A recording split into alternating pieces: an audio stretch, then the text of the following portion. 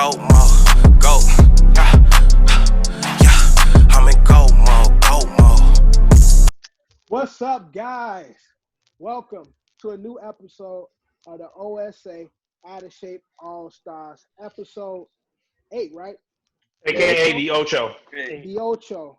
Mm-hmm. Welcome back. If you've been following us, thank you. If you ain't hip yet, welcome. Welcome in. Come on in, man. We're going to have a good time with us. We got a jam-packed show for this one. It's a lot been happening this last week and shit. But like always, this episode is brought to you by Culture Capsule and sponsored by Don's Inc. You see, Don's on the show. You see the logo and shit. Make sure you like. Coming. Eddie's coming. Like, comment, and subscribe. But y'all, let me get into it. We got the whole team here today. Drew's back. Drew made it back. Welcome back, Drew. So going around, the squad is here. We got Andrew Durant in the building. Yep, you know what it is. We got our local sneakerhead, Just DQ. Hey. Yo, hoodie look good as hell. Belly and all two came out. I was trying to like from SmackDown versus first SmackDown Xbox. He looking like a flamboyant plumber and shit. We got the homie King Cat in the building. And We got the kid Johnny 5, A+ on the 3-point shots, right, John? I didn't say A+. A+. A+ rating on the 3-point. I didn't put A+ on any of my shit, but I was gonna put A+ on on my the threes. 3-point rating. And last but not least, our host. just know if that's just B-, my shit's A++. But Okay, whatever. For another day. All All right, John. you heard that hot Our host, shit. our host, Eddie Horchata in the building. You're. And Eddie's always here first, just so y'all know. Eddie's real with this shit, man. I'm committed, Eddie's man. committed to what we're doing. So let's get into it. In case you missed it, we're going to start the show off by congratulating UFC fighter Amanda Nunes for making history. She been kicking ass God, Word. she's a and monster. taking names. You're a savage, girl. She's a fucking beast. But she made history by becoming the first fighter to defend 2 belts at the same time and win both of them motherfuckers at the same time. She not playing. She beat fighter Felicia Spencer in the 5th round decision. But she's a fucking monster, man. Like, what can you say? And she brought home a big ass bag. I think she got like $450K. Something like that, yeah. Yeah, so it was like $350 for fighting, and then a bonus for kicking ass and shit. So she brought Pay home, them more. yeah. So And they still right, underpaid. That's a They fact. still underpaid, and it seemed like a lot to us, but compared to every other sport, that's chump change. But again, Right. she kicking ass, taking names. So we just gonna start it off by congratulating her. Just want to put that out there. Female fighter, busting ass, man. She doing her thing, holding it down. Pretty much the face of UFC right now. So big ups. She's the highest female fighter, like in terms of wins, 13-1 in the UFC. She's the most wins in female wins. She kicking ass, man. So congratulations to her. But speaking of UFC, the homie Conor McGregor announced via Twitter that Trash. he is retiring from the sport. Now our last He'll be back. Again, retiring again. Y'all be trashing my homie Conor, bro. Our last episode, I think it was the last episode, we were talking about him and Anderson Silva possibly fighting. Right. Now we got the AKA the washed UFC fight the 2025. The wash fight, but he took to Twitter to say, "Hey guys, I decided to retire from fighting. Thank you all for the amazing memories.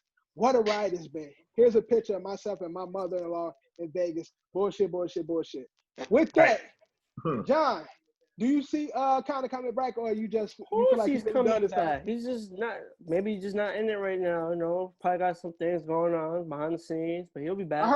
I heard DQ got the scoop that he's going to WWE. That's what DQ was talking about. DQ as our. He go to WWE, he gonna get paid. He gonna They've been get more money. they've been trying to get him for years. Even like when Ronda first showed up WrestleMania 31, but look, it was rumored that he was going to come with her, but like contracts up. But you gotta look at it that way. Also, Brock. Do you think he'll still steal Becky Lynch from Seth Rollins? Well, Becky's pregnant now, so I don't think it's going to be No, possible. I know. I'm kidding. But Brock goes Brock be You know what going I'm back and forth and shit. Right, Brock, what? He's a officially part-timer. retired- You know what I'm saying? The only- Brock officially retired like 2 years ago. It was like 2 years ago, 3, that he officially retired from the UFC, but he was going back and forth. He was supposed to, but when he got knocked for that PED joint. You know, he tested positive. And, Yeah, so that's when he retired.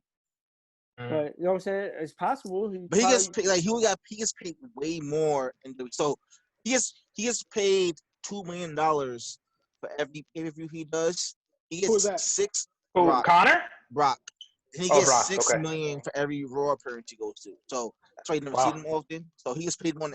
Yeah, he gets paid a lot of money. All those firings that happened in April are pretty much because of Brock. No, don't blame it on him. Classic part-timer. He makes more than anyone on that roster for like 3 appearances a year.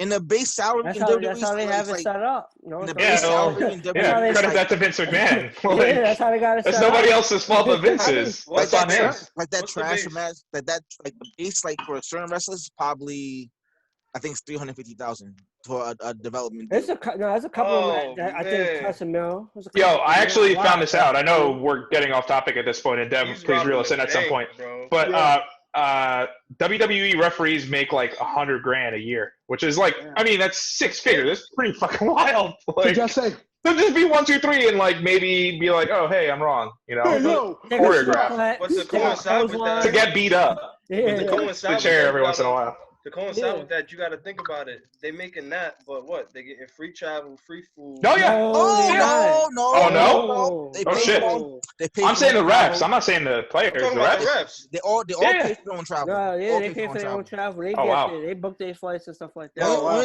Well- thing they're getting paid for is to perform, and they perform for 310 days out the year. What you mean?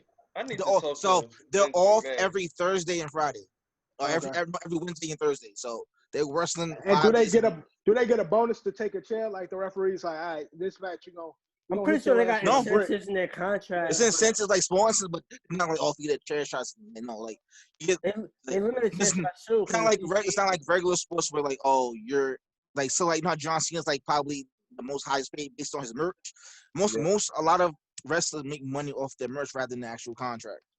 Like that's why wrestlers like Zack Ryder. So it's like perfect for Connor then. I mean, this is like a really good situation for him. Like, And again, especially now that Connor's allegedly retiring, you see Mayweather talking shit like, let's get a part 2. Word. Yo, He the said- cake that he sent them though? He said, I mean, retirement daddy? Yeah. Daddy? Connor's his daddy. I don't know. I don't know what happens behind closed doors with those two. Connor might get him in round 2. What y'all think? No way. No way. Yeah, I believe the Connor that round 1. I'm not gonna do it again. Nah. Nah. Bro, if they fight again, Mayweather's gonna put him to They sleep. know how to talk a good game, but Yeah. they Yeah. good like that selling shit. Yeah, they're gonna They're sell gonna it for They're sure. gonna sell the Yeah. hell out of that. They're I selling. think they're gonna laugh to get it to the They're bank. selling results that we know what's gonna happen. That's all. Exactly. We know the outcome. And then they're gonna go out. They go out to the strip club together after the fight and shit. Word. Yeah, Connor, the black guy, chilling Yeah. like. Yeah. Hey, looking at his bank account and shit. But Yeah. Connor, whether you're in WWE, whether you get back in the boxing ring, whether you come back to UFC, You're gonna Come be back trash. Yeah. It's gonna Can's suck. gonna be trash. But bugging. we still, I'll fight you we for a still cool meal. Nope. You get knocked out for a cool meal. Yeah, say that. I'll fight you. Hey, Ain't hey, no we don't For a fight. cool meal. Right. If I was a pro Yeah. boxer, take I would that. talk mad shit to all the boxers, right? Just to draw someone to give me a big fight. Then so I can hit once I'm falling to the floor. Own that shit. When this Well, that shit podcast is- blow up, I'm all talking that all shit this is shit shit. now because if he sleep me on the street, I'm still getting a bag, bro. Yeah. All right, so Connor, we hope to see you back in the ring or wherever you're gonna be, man. A few of us I know. still love you. But next we're gonna get into MLB. As you can see, Eddie is sick. Cam looks sick. Like you got some sick individuals right here. Now, It's over for the season. yeah, so John says over Jonathan, he's sick. I can't believe that. The players union offered a deal of what 114. 114 games. Yeah, Right. that's what they So offered MLB denied it and came back countered with Today. 100. Right today with a 76 game season. Yep, 76 games, and it would go on to October for the postseason. Now, Ed, why do you think this ain't gonna happen? Well, the players aren't happy. They hate it. So the MLB owners offered them a 75% prorated salary, meaning that they're only going to get 75% of what they're usually supposed to get. And there are incentives. There are incentives for playoff bonuses, and then there's like the postseason pool, which I don't know how exactly it's going to work. I guess like the team that ultimately wins it all, the runner-up, and the third place team, fourth baseman, so on and so on. Right. They'll get small little chunks of it. But again, like, dude, baseball's a series, is a game of streaks. If you're a baseball team and you get out to a hot start, like the New York Mets, who constantly get out to a hot start, you're automatically going to go. And you get off to a slow start, you're going to see like good teams, like let's say the Yankees, let's say the Dodgers, get off to a slow start, and they could be out within 2 weeks. So a lot of the players don't agree with it. I said it last week. Kev didn't want to believe me. John's finally coming around. Thank you. But I don't see a season this year, man. It sucks because, again, baseball, you fucked up again. You're going to lose your fans. And to your point, you said that they were leaving too much money on the table. The owners originally came out and said a while back that, yeah, they would save a lot more money if they just don't have a season at all. They have nobody to pay, and they could just claim insurance on it. So I got an idea what they can do. So cancel this entire season, throw in the garbage, right? And season starts, drop ticket prices. Give the Mets 30 first-round picks. No. Drop ticket prices like 35%, depending like. Yeah, ticket price is about to go up 150%. Word. Yep. No. So think about it. Like a majority of like only certain teams versus teams sell out, right? Like this will do like for the Yankees and the Mets. Like I know all this like Boston, that's sell out. The Braves usually sell out for the Mets. Phillies usually sell out for the Mets. It's location. Like, 100%. Any division rivals are all going to sell out. But those other big teams with bigger players, you can sell those ticket prices higher and can do it anyway based on like Grubhub and not Grubhub, ticket stuff. Third party markets. Yeah, pretty much. And so this drop prices because that way the stadiums will always be sold out because people are feeding for entertainment. Bro. Yeah, but I mean, so you said people are going to be feeding for entertainment. Listen, basketball's coming back. Hockey's coming back, and the NFL is ready to go. Again, like if you are on the cusp MLB fan, why would you want to watch the sport that's going to be gone for a whole year? You might not get a lot of viewers back. You, me, Kevin, John, we're going to watch our games for sure. But there are people on the cusp that are trying to watch. They are trying to get into baseball now, and now you have a whole season without it. You're going to get hockey fans that you've never had before watching hockey. Right. You're going to get a lot of basketball fans watching basketball that never watched basketball. I'm going to be all in. Basketball's going to be the first sport back. And I've talked about this before. I'm not a huge basketball fan. Obviously, I watch the playoff stuff, but I'm going to be watching this through and through. And maybe I'll watch even more so next season. Yeah. So, and again, with baseball not wanting to play, I mean, it's stupid. It's just it's really stupid. There might not be anything this host like. Put it like this. Events, I guess. Go ahead, Kev. Daquan, your theory will work for most teams, but like those bottom level teams, like lower market, like Oakland, they're not doing it. They're not gonna be able to afford to raise or drop their prices, bro. The stadium's still gonna be there. Like I'm talking, you hit a home run, and that's the only time you see the crowd shots because, like that's it. But baseball would suck for it to not come back. Like Eddie said, like it's a market that once was America's like game, and now it's not in comparison to football, right? But fans are not going to come back. At least some. But us real fans will definitely be back. We'll be there. We'll be in the stadiums. I'm still going to like 10-seat games a season. Like, it's tough, man. And I know a young kid from up here that just got signed to the Tigers, bro, and he might not get a chance to even pitch this year. That's just whack. I feel bad for the lower level kids trying to make teams. Right. Minor leaguers for sure. Minor leaguers getting cut left and right. Yeah. Minor leaguers, like a lot of them can't afford them. Put out a job. So if anything, they definitely hurt the most with all that shit going on. I guess that's me. If I was a minor leaguer, just based on my passion for baseball, like I wouldn't mind not getting paid to be a part of the team still. I can still work a regular job. Like I don't have any fucking skills. A lot of minor leaguers do. Yeah. A lot of them do. Yeah, a lot of them do, and they workouts as a full-time job too, man.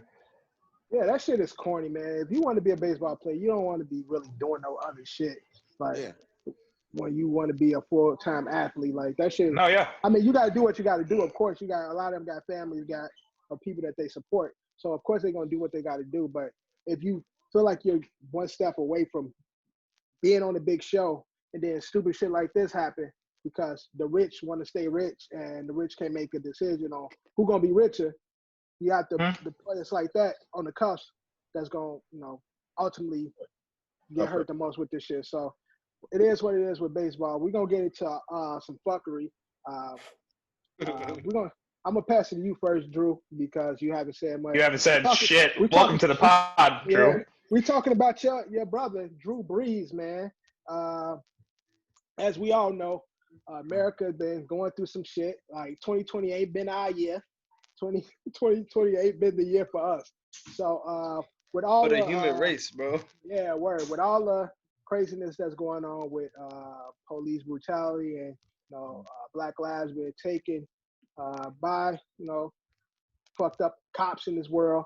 Drew Brees was on the pod discussing his feelings about Yahoo Finance of all fucking things, by the way. Yahoo Finance. Discussing his feelings about America and protests, peaceful protests, and him feeling as though, he'll never disrespect the flag by taking a knee and all this goofy shit.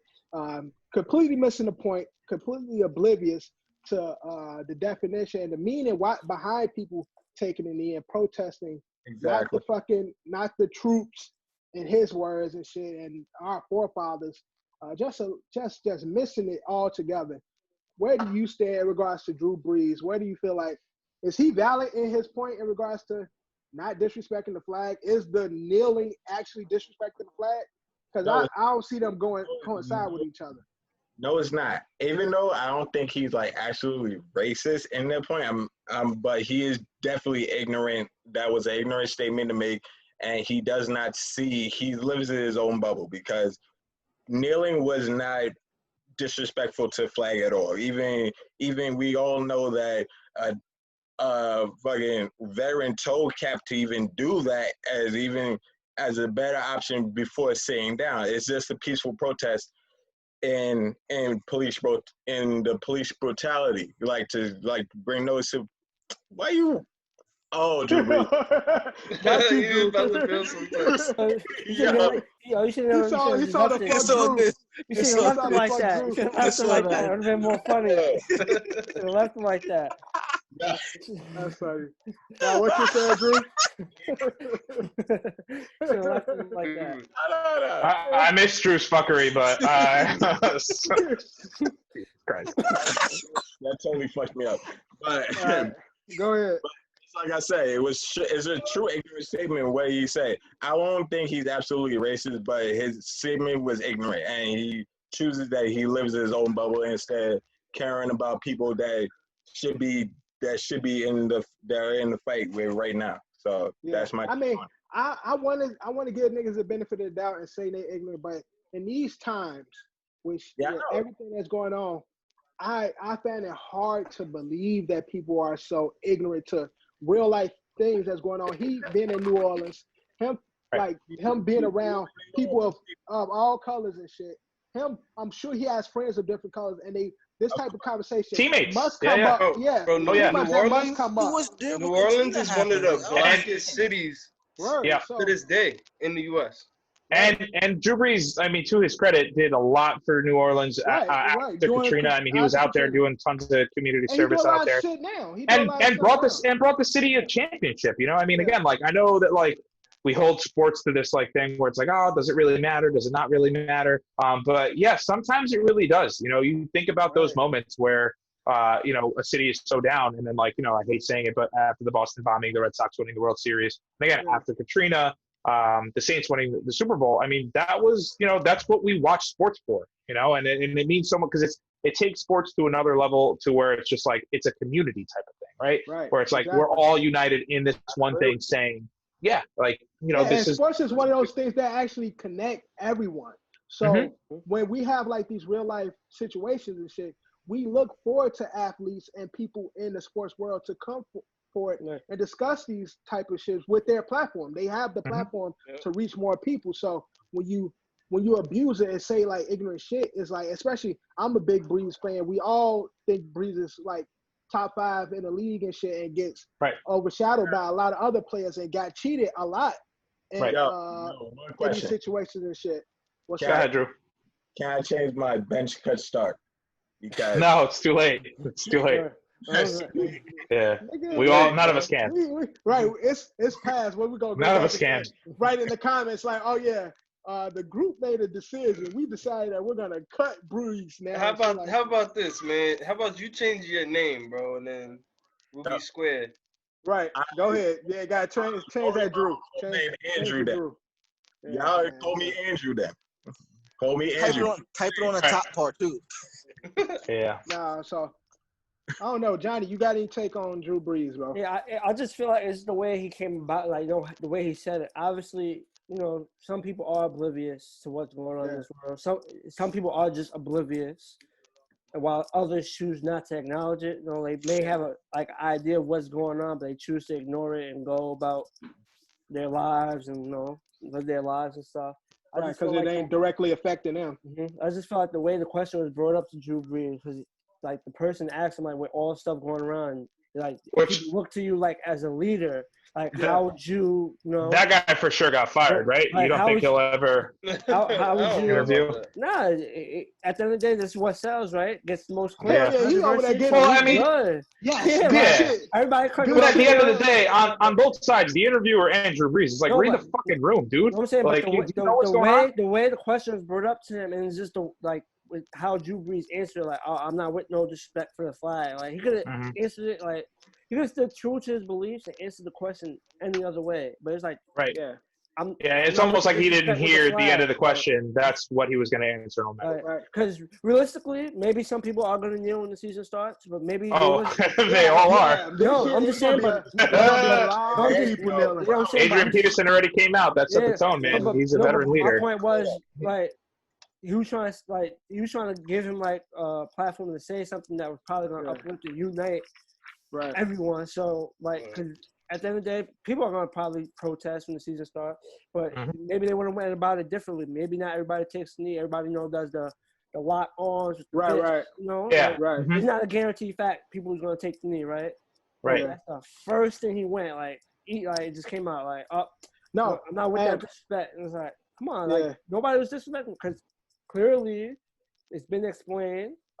Kaepernick had a conversation with a veteran who served the country, just like how Drew Brees said his grandparents served the country. Like, he probably knows people that serve the country. I'm pretty sure we all know someone or have relatives, like our uncles, you know what I mean? Like, we all have, guys to. It wasn't disrespect to the veterans. It was just and every vet that I know, it was just bringing light to it. Yeah, I've never said they were disrespected by that. What's going on, and he just, he just came out just saying like his beliefs. That's Mr. Ball. And Mr. Ball. That's what happened, But he's been he's been apologizing and stuff like that. His teammates seemed like fine with him, like they came out and said good, but he went after Donald Trump on his second apology too. That was better. It's just sometimes you just gotta know when to like say something or not, like, or if you're gonna say something, have it thought out. No, say something. Do not say nothing. You being quiet is just as worse. No. I didn't. What I meant. He's saying to that question. No, I'm saying, like, if you like, just be more mindful of your right. Read the room. Not saying no completely say nothing. I'm just saying, like, if you're not gonna say something that's gonna be more helpful for the situation, right. Something that's gonna make matters worse. It's like you should have said nothing at all, Yeah, but well, I'm just saying, like, I got 2 words for you, Breeze. He's bounty gate. Or payback's a bitch. No, I'm saying, but everybody seems like, for his teammate wise, people seem. I'm trying to say, his teammates seem that they're good with his apology. I don't know how everybody else feels, Yeah. Right. But again, his teammates seem to have that they have his back and they support him through it. But we'll see what happens when the league starts. Yeah, we're gonna see when it starts. And speaking of the league, the good old leader, Roger Goodell. Hitler. came forward and said that the NFL condemns racism. Now, that's cool and all, but due to past behavior, I find that hard to believe. Too little, too late. Yeah, and Too little, too late. You got Rooney rules. You got a lot of goofy shit in the NFL that pretty much shows that the NFL has been pro-racism in a sense, and even with Cap protests and shit, and them being against the peaceful protests and kneeling. I want to actually see what's going to happen in this next season, because if Roger Goodell is a man of his word, then the peaceful protests of kneeling shouldn't be a problem coming into this next season. As it goes for the NFL, not for the owners. That's the problem. But didn't they? That's the problem. Didn't they cut? They don't show the national anthem no more, right? Remember they cut that. They don't give the fees no more. Oh, you better believe they're going to show that again now. I promise you they will. Yeah, of course now. I promise you they will. Now, but remember that was. But when things were getting steamy, they cut it. Yeah. For sure. So it's interesting to see what the season is going to be. Eddie, what's your take on this Roger Goodell statement? Before I condemn Roger Goodell, I just want to condemn the NFL players for finally coming together and actually realizing that they could be exactly like the NBA and speak out and use their platform for better. So you had some of the top guys in the NFL, Patrick Mahomes, Jamal Adams, Saquon Barkley. The list goes on. They all had their own little message that they did where they said that they were all victims that were lost to police brutality. And again, it's great that you finally see them unite. Again, I said too little, too late. 4 years ago, there were guys that were on the fence about standing with Cap and not kneeling with him or kneeling with him. And if I could just bring up that whole situation with Cap as it is, everyone forgets that he did have a former Green Beret tell him to take a knee instead of sitting. Cap was sitting for a long time during the national anthem, and an ex-Green Beret, Nate Boyer, asked him to kneel and said that was way more respectful. So again, for the NFL to just sit there and be like, oh yeah, sorry, we were wrong 4 years ago. It's like, now we know that this is what's trending and this is what everybody's behind now. We want to be behind it too. It's like, well, you should have been there then. And again, not just discrediting Roger Goodell, but I want to give a lot of credit to a lot of the young athletes that weren't there 4 years ago that are there now and they're actually speaking up. Again, it's too little, too late, right? I mean, I just keep saying that because, and I did mention this a little bit earlier, but the NFL, as far as Roger Goodell, won't suspend any players or fine any players for kneeling during the national anthem. But it's really going to be down to the owners. I look at Jerry Jones. Hey, are you gonna fine any of your players? Are you gonna bench any of your players for kneeling during the national anthem? I know he's got Trump in his back pocket type of deal. Right. They have a really, really close relationship. And as a Jeff fan, Woody Johnson. He's over in England right now as the ambassador. I know Christopher Johnson had everyone lock arms after the get that son of a bitch off the field type thing that Trump said. And Christopher Johnson seems to be the progressive, but Woody, seems to be, Trump's buddy. So I'd like to see what happens when Woody comes back. And, will you fine your players? Will you cut your players? Will you release your players, trade your players if they kneel for the national anthem? There'll be some interesting time in sports. Drew, it looked like you wanted to say something. Let's just be honest. All this is really comes down to the owners. The owners not affecting anything that plays with their money. That's all what it's been about. The whole kneeling. I bet nobody really had a problem with the kneeling. It only became a problem when people started revolting against it. Racist whites that actually watch football, saying that they're not going to support it if people are kneeling during the national anthem. Same thing that goes to this whole he's agreeing with the protest because he realized it will affect his base if he doesn't say something like what he said. Right. So Drew basically saying that money. It's all wherever the bread at, Roger Goodell is gonna follow. So what he's saying is, he's saying what we have is a failure to communicate. All right, before we move on, anybody got any other takes on Roger Goodell? I got one on Drew Brees though. What's that? What's that say? I can't feel my legs. His Jesus legs Christ. are at the bottom. Stupid, Yo, Alright, the summary of it is, Goodell's just, saving face, getting out there, That's what it definitely sounds like. co-signing what the players is saying, just so that he can say it. He's responding to that immediately after they're demanding him to say that. Right. You know what I mean? So it's hard to really know it's where good the PR. intent with that. Yeah. So Yep. at the end of the day, Good PR.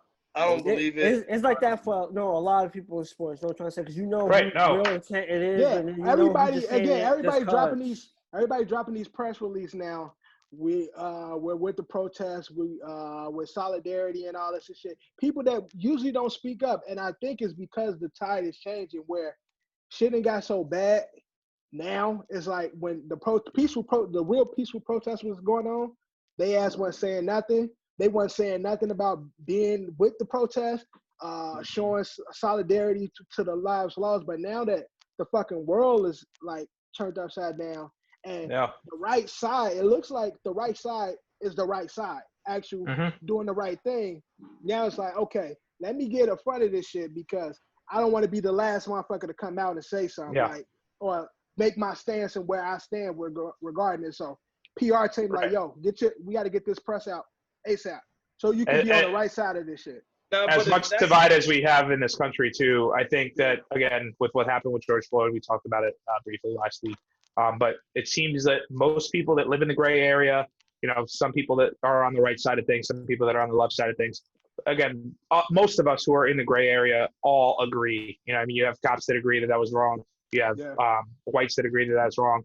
Blacks, Latino, Hispanic, everyone agrees that what we witnessed was wrong. And you need to be on the right side of history now. I mean, again, too little, too late. I think at the end of the day, this country, I think about 85% of this country has a high school education and knows how to read face. Like, bro, at the end of the day, don't come on reading a teleprompt. Try and speak from your heart. Try and be like direct about it. I'm looking at you and I'm like, that prompt right behind you and shit. Yeah, like, what did you Who wrote that speech for you? Right.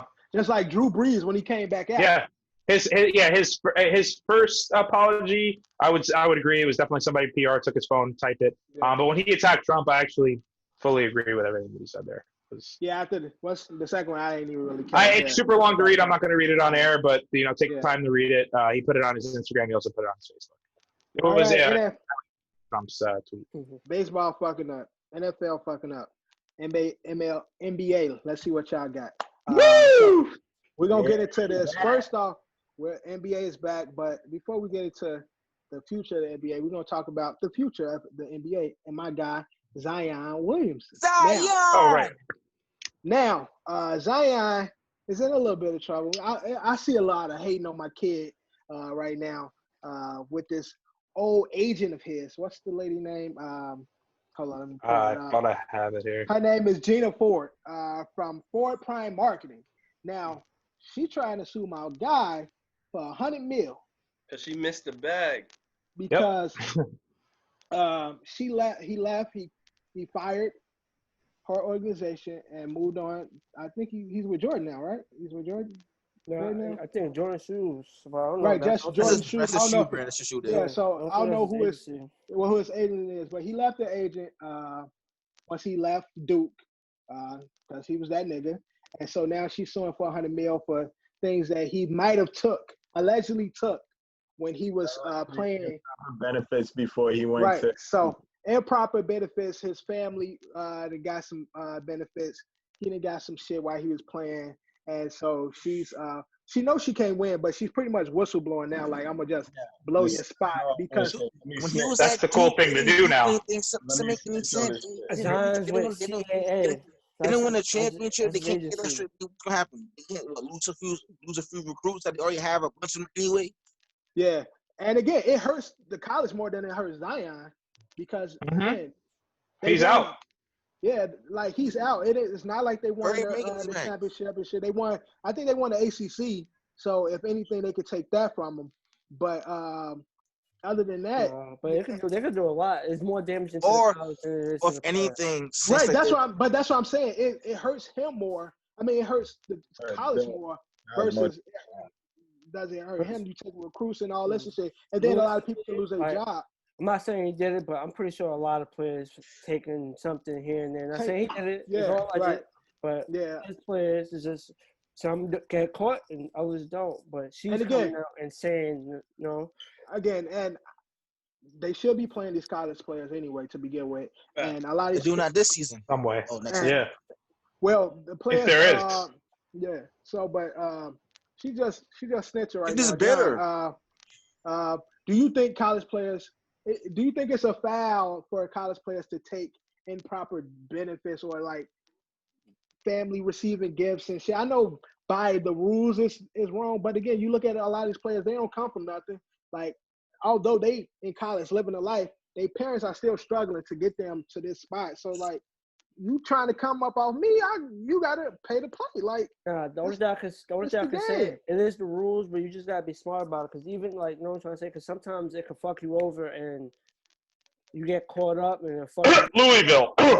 Sorry. I'm talking about for like not only the school, for the player. Kentucky. Like, Arizona. Say you get suspended for the school year. Right. Sets you back. Your draft stock falls. Maybe you are working out. Like, a lot of. Well, Zion was smart. He left once he left. Like, he waited till the season was over and then dipped on our ass. He tried during the season. He waited till the season was done. He was on his way to the NBA and said, but you're not allowed to have. The thing is, you're not allowed to have an agent. Yeah, you're not allowed to have any of that. But you can talk to him, you can't hire him. That's why she's whistleblowing, because technically the agreement she had with him was invalid because he, as a collegiate player, you can't have an agent. But she was acting as his agent while he was actively playing. And that's why she ain't really got no case. So she pretty much just she whistleblowing. Like, fuck it. You can literally say, had a conversation with Zion. We spoke about this. I said I was going to do that. Basically, so they had a handshake deal. That's what all camp stems on, the handshake deal. And something like that. But so if you were to sit there and say like, yeah, okay, so she was his agent in the shoe deal and all and everything else that was going on, isn't his shoe blowing up her fault? So like, why he was out for so long? That's different. That's different, bro. That's what I'm saying. So like, she was clearly a bad agent. Like the shoe deals in college are through the coaches. So, it's a fucking joke. No, you can correct me. I know it's fucking made up. I made it up. Jesus. I get it. And Ed was trying to land a joke, but it didn't. Jesus. They hit y'all late and then differently. I'm reading here. He doesn't have to testify in court apparently. Well, he doesn't. They wanted to. They had him. They tried to, but he doesn't now. Yeah. No, it's crazy. He actually sued them first. Right. He sued them to leave because they had a alleged 5-year deal with him, and he sued to leave because the deal was set up when he was an active player. So that's how he was able to get out of the deal. And her, in return, because he received these benefits, she's like, I'm gonna sue him for this bogus deal that we set up, this illegal deal. And if that ain't gonna work, then I'm a snitch. I know whose fault it is. So I'm not sure if you remember this when Zion, his mom should have had him. Time it. I'm not gonna say his mom. I'm saying it's his stepdad's fault. I'm not sure you remember this. Before Zion got drafted, right? They had an interview with his family, right? It's like stepdad, Zion's biological dad said, "Oh, I always had a dream of have a son in the NBA." I don't think his stepdad was at drafting. So I think he probably was doing some shit behind the scenes, probably. Allegedly. I'm not gonna say he did or not. Well, no, we ain't gonna put that shit on stepdad. Stepdad was pushing him. Like, stepdad was pushing him through, making sure he become the athlete. I think his mom waking him up at 5 a.m. and shit. I think his mom started dating. Like, I'm not sure the time period, but like. No, his stepdad been in his life like his damn near his whole life. Yeah. Okay. Yeah, his daddy must be pissed then, huh? So his stepdad is his dad. He's been in his life like most his whole fucking life. Before he became Zion Williamson, his stepdad was there pushing him to become something shit, whooping his ass. Whenever your stepdaddy can beat your ass, he been around for a long time. Like, straight up. Can't Yeah. My dad be beating my brothers in their ass when they was younger. So that's a real father and shit. All right. Yeah. Moving on from Zion, we get into the NBA for real. We got an NBA back. NBA is back.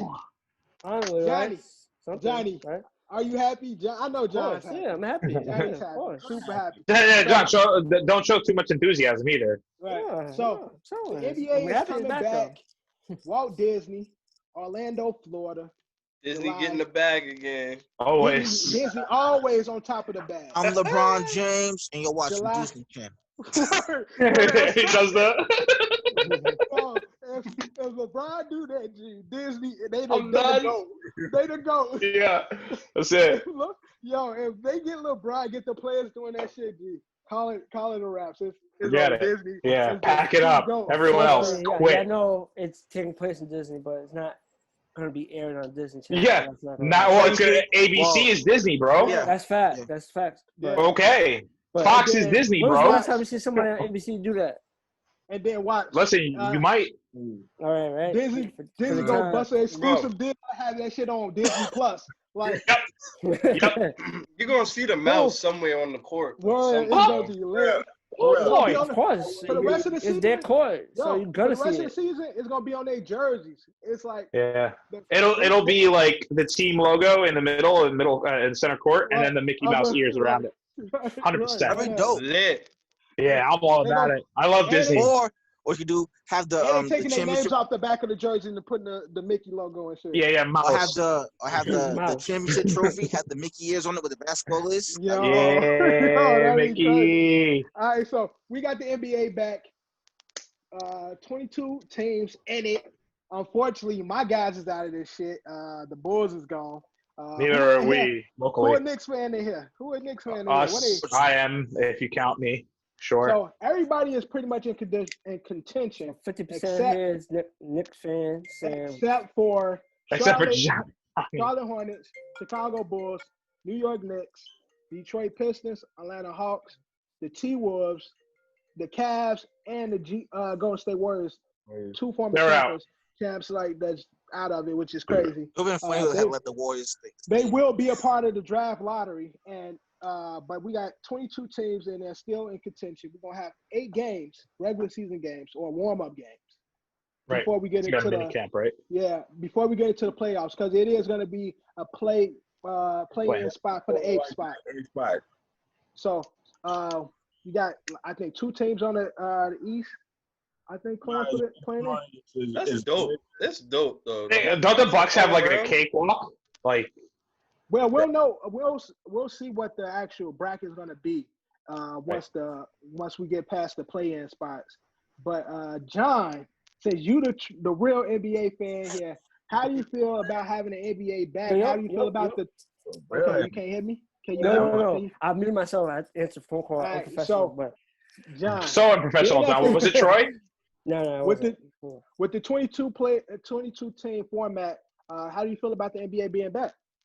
I feel like it's cool. Like I feel like they wanted because obviously there's still some games to be left, and it was like the most, I guess, fairest way possible for them to give everyone a chance. I was in contention for the 8th seed because like pretty 1 through 7 was pretty sure a lot in both conferences because there's only one Eastern team that's playing. It's 9 East teams and 13 West teams. So I guess more teams in the West had a chance of right. It was close to contention for that 8th spot. So, but they're gonna do that. They're gonna have the 8 regular season games in the play-in tournament. I like the format. It's gonna be it should be cool. It's gonna work, but at least it's back. Like they got something that's gonna work and be back. I think it's better than other ideas they had. The group. Then I like the group. I like the group, and I like the group. But and Devin's situation, like wanted how Devin and Eddie wanted to be from the last episode. Oh, you was here? The World Cup format?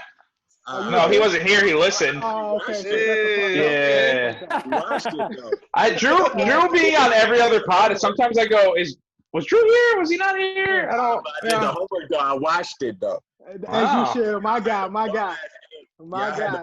As excuses, yo. I swear.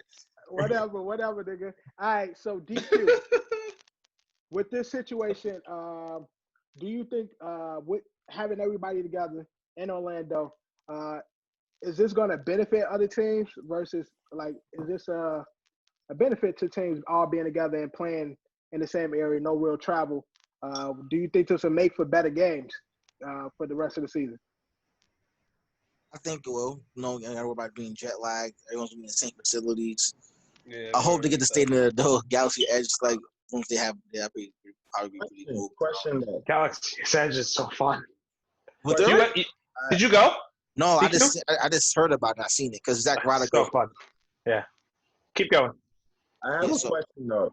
Like, is it though that it's gonna be one game played at a time? Like, is it one court or is it gonna be multiple courts at the Disney headquarters? I'm sure it's multiple courts. Man, that's Disney, bro. What you talking about? Yeah, they got money. Courts right now. Right now, they're probably doing it as we speak.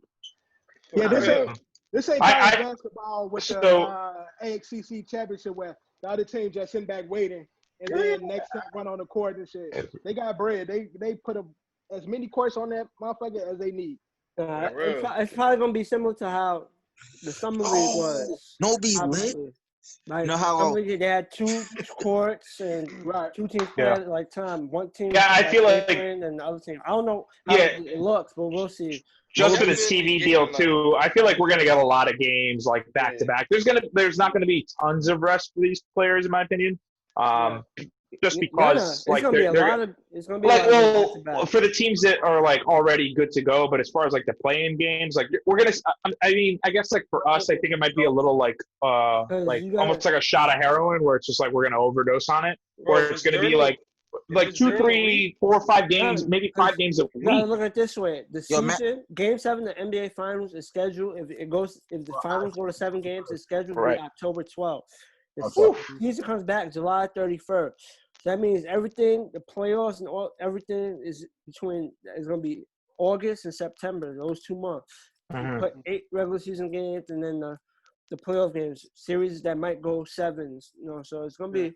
Yeah, it'd be interesting to see how they're going to schedule things, with hockey coming back and then, football right around the corner. I mean, for at least the summer, they got it locked up. Yeah. Do y'all think that 8 games is enough games to get playoff ready? Probably not, but it should. Yeah, they should be ready. They should be ready already. So ain't no such thing as being ready unless you playing. Yeah, you got to play games, Kev. Physically, you can be ready, but like playing actual basketball games are different. I'm trying to say, when you watch the season and you see certain teams start off slow, some get hot, and then like it varies. It just that's what we're just. That's what we're just. It's a game of streaks. We were just talking about it with baseball. Yeah, exactly. It'll be lit if they how Disney World is like 5 separate parks, but if they have like 1 court, like 2 courts in each park, and they're themed to that particular park. I mean that would be like what? Not the whole ring, but like the court. The certain theme. Talk about like a Magic Kingdom Park, an Animal Kingdom Park, Epcot Park, Hollywood Studios Park. I know we're talking about the comeback, like the playoffs and stuff, but another thing we're not talking about is after this set is done. December 1st is going to be opening day for the new season. So that's my next question. I wanted to ask the group this. How do you feel about the teams that aren't, like the ones that Dev mentioned before, that aren't invited to Orlando? They can't go. Do you feel? So my question, do you feel like they're at a disadvantage because they're not getting games? They're not playing basketball. We were just saying, physically be ready, but it benefits the Warriors the most, obviously. But they got some off time. Well, one at a time. So Ed, you got the lottery August 25th. Now you got good teams like Golden State, fucking Warriors, possibly getting a lottery pick. But they suck this year. Golden State suck this year. But that's what I'm saying. But you still got Clay and Curry and Draymond. Right. Draymond. So you got these guys. These guys are getting reps, and then you got the draft October 15th. But real quick on the draft too. Like, is there like a distinguished number 1 since we did get no NIT, we got no March Madness, we got no NCAA tournament? Like, do we know who's the clear number 1 coming out of the draft this year? Like. That's another part of it too, right? it's between from what I've watched and like that big bum Duncan dude. I think he played for. But that's what I'm trying to say is that like there's a center that who got suspended during the season, so like he got suspended for like I think it was something with benefits or something, or he was ruled ineligible. So from Memphis, right? James Wiseman, he's a really good prospect that I could see going top 3. Then it's another guy. I forgot his name, but he's another one who's really good. So what you're saying is like a team like the Golden State Warriors could benefit off of getting that guy. Oh yeah, then there's LaMelo. I'll put it out there. I want him on the Knicks, please. It's a lot. You know what I'm trying to say? There's a lot of players that, from what they did, but it's just now, it's like people, you have to do, I guess the workouts is going to be more increased now because there isn't an ACC like the. Right, there's no tape. There's no tape. It's what they had before. So, and for some, it's more sample size of their first year college players, while others is sophomore. They have more film than others, so I guess the workouts is going to be more increased, or people are going to be picking off like what little they saw. Like I really like him. Off what he did, we're taking him. Let's go. True. Cool. I mean, it's going to be a very interesting sports year. Yeah. Sports is going to be very interesting coming into 2021, and the rest of this year is going to be very interesting. But because again, a lot of what happened this year is going to determine how we moving forward. So, but the NBA is back. We do got something, man. Yeah, the NBA is back finally. And you guys, are we going to cover every game, right? I mean, we might as well. At least like once. We don't cover it the best way we can because we don't know how they gonna be showing the games, how everything's gonna be set up. We'll cover it the best way we can. I'm all in. I'm watching every freaking game. Because that's what else we gonna fucking cover? Like more 30 for 30s. Right, exactly. All right, so that's in case you missed it. We moving on to Eddie shit, and I really like this segment, man. Love it. Yeah. I'm glad it went well. Yeah. So, Kev never gives you credit for anything because he's jealous of me. I get it. Yeah, I mean, people fucking with it. Low-key love each other. Yeah, they low-key butt buddies. It's all right. Drunk. Eddie's drunk. Bag it or trash it. One beer. So, if you haven't seen our last episode, bag it or trash it. Eddie, you explain bag it or trash it. This is your baby. This is your baby. Yeah. So, trash it or bag it or trash it, whatever you want to call it. Obviously, you want to either bag the idea that you're following it, and you're with it, and you like it, you love it. Kind of similar to the Cold Stone sizes, like it, love it, or gotta have it. Gotta have it is pretty much bagging it, and then trashing it is gross. It's disgusting. It's moldy. It doesn't taste good. I don't like it. It's a bad idea. Why did you even bring this up? So yeah. All right, so we're gonna get into. I thought it was more like bag it, like Fab said, throw it in the bag. And more or throw it in the bag. Yeah, whatever you want to do. And trash it was more like all that shit's garbage. Chicago teams, right? Or hey, yo. No, so Kev, I guess like if we're gonna shit on Chicago here, so bag it like New York style pizza, trash it like Chicago style pizza. You know what I mean? Like you get it. Yeah. Hello. Anyway, bag it and trash it. First up. Now with everything that's going on, with the comments from Roger Goodell, bag it or trash it. Should Colin Kaepernick to be exact, be playing this season, upcoming season? Kev, going to you first. Bag it. Obviously, because the man should have been playing for the last 4 seasons. The man might have had a chip by now, depending on where he went, but at least been a contender. So bag that, bro. He needs to come back. I don't know if he genuinely wants to come back because I think that he's accepted the space that he's in, but I know he stays ready. Right. And I think he's found. Niggas still be working out faithfully. I think he's found his purpose in life. But yeah, we want you back, man. And they have no excuse not to bring you back. But there's also a pride factor there of coming back when you feel like they're just giving you a free pass. So now it's like, oh, now you want me back. Mm-hmm. The world blew up. Now, now y'all see. Now y'all see what I was talking about. But got Paul Wall lyrics coming through now.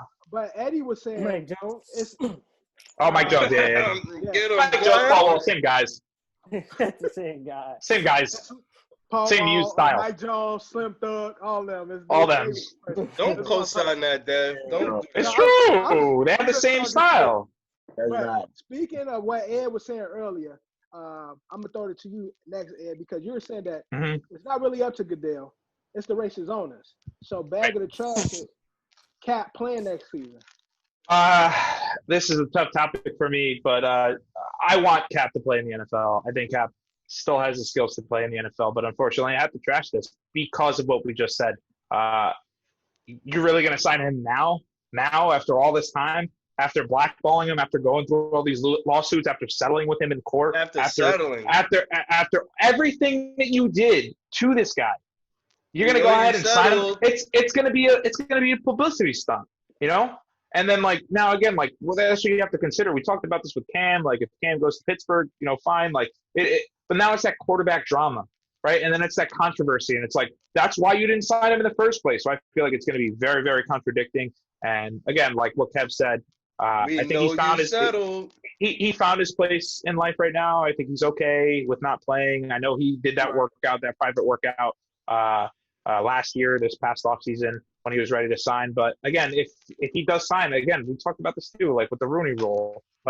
If a team signs him, it's going to feel very did they sign him because they believed in him, or did they sign him because they just wanted to be look at us, look what we did, hey, look, we got your martyr. Hey, check it out. Look at me. I don't like the idea. But if he does play and he does well, and the team that signs him doesn't do that, doesn't feel that way, all luck to all of you, and I'll be rooting for you both. But the way I see it, I have to trash the idea because I just feel like it won't be genuine. All right, DQ. Bag of trash. Cap playing next season. Bag it the fact that he should be in the league anyway, but trash it the fact under circumstances they would have him in the league. Yeah. Makes sense. Short and simple. Drew, bag of trash, Cap playing next season. I honestly kind of have the same aspect, same thing of Eddie and DQ. They're gonna. It's trash because after everything, they're really not gonna sign him. It's a bag it because I believe there's 32 starting quarterbacks in the NFL. He's going to be better than somebody that's starting next season. That's a guarantee. It's he should be at on least 5 people that start next year. Right. Yeah. Be on the team? No. All right. John, bag of trash, Cap playing next season. But to add to Ed's point, I feel he should he should have been playing. Also, what Kev said, he should have been playing. Right. Should have been out the league. But unfortunately, I'm gonna trash it because I feel I don't know. You can't speak for Kaepernick, but maybe he might feel a type of way if a team tries to sign him now. Maybe he goes in and is I'm playing. I'm still. Yeah, because I feel kind of like a token. Yeah, but because I don't know if you've seen it says something in 2017 Hugh Jackson, the coach of the wanted Browns to sign him. He wanted to at the sign time, Kaepernick, but it's 2020. Why are you talking about it now? What he said was he wants a job too, though. What he said was he wanted to sign him, but based on the financing and the hiring, that it wasn't him why the deal didn't get signed. So it's not on him. He's saying. I'm not gonna say it's on him, he's but saying the CEOs is three years later he's gonna mention it 3 years later. Well, remember when? What was he gonna do? Lose his job then? What is he doing now? So he can say. But remember when Hugh Jackson was there last? He was having issues. Jackson can say whatever. He ain't doing shit. He was having issues with the that GM, makes it worse. The you're not gonna say that because you scared to replace him. Freddie Kitchens. You make you move. Oh God! Sorry, Greg Williams and then Freddie Kitchens. It just sounds like you just want to be part of the story. To me, that's what it sounds like. You just want to be part. I wanted to sign him, but I mean, it's a tough narrative. But you also talking about the lack of minority head coaches and stuff like that. Was he supposed to come out and be like, "Yo, I wanted them to sign. He didn't sign, bro. They'd have kicked him out too. It'd been They did eventually, but he ain't doing it, so he could say whatever. His last year was there. He was having issues with them to begin with. I don't know if y'all used to watch his Hard Knocks. when they Hard Knocks and shit. He was having issues with the organization at that point. So it could have been true that he wanted to, and maybe nah, it could have been true. But I'm just saying, it's Bro, like you'll have issues it's just the anywhere. timing where everybody's saying. You know what I'm trying to say? When Right. people, Right. It's just the perfect timing, right? It's like the timing. But it's easy to say If stuff wasn't going on how it is, what he had came out and said that. If like what's going on right now, what happened when he came out and said that? He was gonna have issues regardless. Probably not. 2 years from now, he would be like, back in 2017, I really wanted to sign him. You know? Yeah. Bro, he was gonna have issues that's all regardless. I'm saying. Maybe he did want to, but I'm just saying it's just the timing of it. But Kaepernick should be playing, but I don't know how he'll feel about. I mean, when he started Tyrod over Baker Mayfield, they was ready to get his ass out. That was huge, yeah. Listen, and Tyrod did fine. Listen, Hugh Jack, you can't say shit, bro. You go 3-28 or whatever it is in 2 seasons, you getting the boot, bro. I don't care if you wanted to sign Cap. Unless you're Marvin Lewis. That's the that makes Marvin Lewis is the only NFL head coach that could ever get away with anything and do whatever he wants. John said, he should have said, "Fuck it." Right. Losing anyway. So, fuck it. Right. Do it. Next up on Trash of the Bag, and now Coach Fangio from the Denver Broncos. Fangio. Doesn't see racism in the league. He don't know where these type of talk and accusations come from, but when he's there, his team and other teams, him being a spectator of other teams, he don't see racism in the NFL or the organization at all. Trash of the Bag, Ed. This was tough for me because I did briefly hear what he said when he was on whatever format he was on when he said he didn't see any racism. But obviously, Vic Fangio is a Caucasian male, coaches the Denver Broncos, has probably some of the best elite talent defensively on his team. He actually just went out recently too, yesterday actually. He went out on a protest and led the protest in Denver for the Black Lives Matter movement for justice for George Floyd. Von Miller was in attendance with him and all that stuff. I guess like from his perspective, like the way I'm going to see it, and I don't want to defend him fully, but I kind of see where he's coming from a little bit. Just so I want to have a different opinion than the rest of the guys here. Maybe in his world, in his eyes, the way he sees things, he treats, if he saw me, if he saw you, if he saw somebody from the Philippines, he'd treat them like their brother. He'd treat them like they're equal. He'd treat them like they're normal. And I think his players backed him up. I mean, his players were behind him the whole time. And his players backed up his ideas and what he said. So, and again, these are African-American players that are backing him up. So, yeah, I mean, I don't want to trash his idea that he doesn't see racism in the NFL, even though I agree that there is. But I think from his eyes, from his lenses, I hate the term, but like he doesn't see color. Maybe he's colorblind. I'm not sure, but I guess like from his perspective, from what he's dealt with, and like where he's been, the coaches that he's been around, the owners that he's been around, which I don't believe. Again, I trashing that part of the idea, but I'm bagging the idea of who he is as a person. I'm gonna bag the fact that he's a good guy, doesn't see color, and treats everybody with respect. All right, John, bag of the trash. I'm with Ed. Like I'm on the same thing. Maybe like he's just one of those that's just good and people so maybe around him they probably don't do it around him because the way he sets the tone or his presence in the room, they don't do it around him. But isn't that a little naive? No, 100%. I'm just saying like he just like like some people just go in life and certain shit doesn't happen to them, so that doesn't make it not true. It doesn't make it not true, but it's just they didn't experience it. So they have like a different perspective how they're like, oh, I treat everyone with respect. I show love to everybody. They're all like this is probably a guy that in his outside world and his outside life he sees racism every day. I'm sure he's not ignorant to the fact that there's racism in the outside world. But in his bubble and his containment and his team and his organization, the people around him, I think in his eyes, he doesn't see it. And that's why I find it naive, because it's like the sports bring us together. Sports represents the people. So if in the outside world, that this type of shit is existent, everything that happens in the outside world trickles down in sports. So it's like, Right. Nah, that's true. That's most definitely true. But maybe in his experience, it didn't trickle down to in his past. Kev, trash your baggage. Kev. Let's touch on what we really talking about here, right? So we're talking about him saying that he doesn't see race issue in the NFL. Okay, him as a person, if he has like blinders to seeing like color and stuff like that because he agrees that everybody is like a person, he loves everybody, that's awesome, like for his family life and him, that's dope. That's what we need in the world. But for the sake of the conversation, he answered the question wrong, as he was speaking for everybody. At the end of the day, like, he is not only having interactions with just his coaches, his players and stuff like that. He's going to meetings. He has interactions with GMs and all the owners. He knows that there is racism in the NFL. So he should have just flat out said, I see racism in the NFL. I do not tolerate any of it in my house. It doesn't matter to me if you're undrafted or the top, or Von Miller, you're at the top. It doesn't matter to me. You know what I mean? So as far as I'm concerned, it's Baggett for, him not seeing color and, being on our side, so to speak.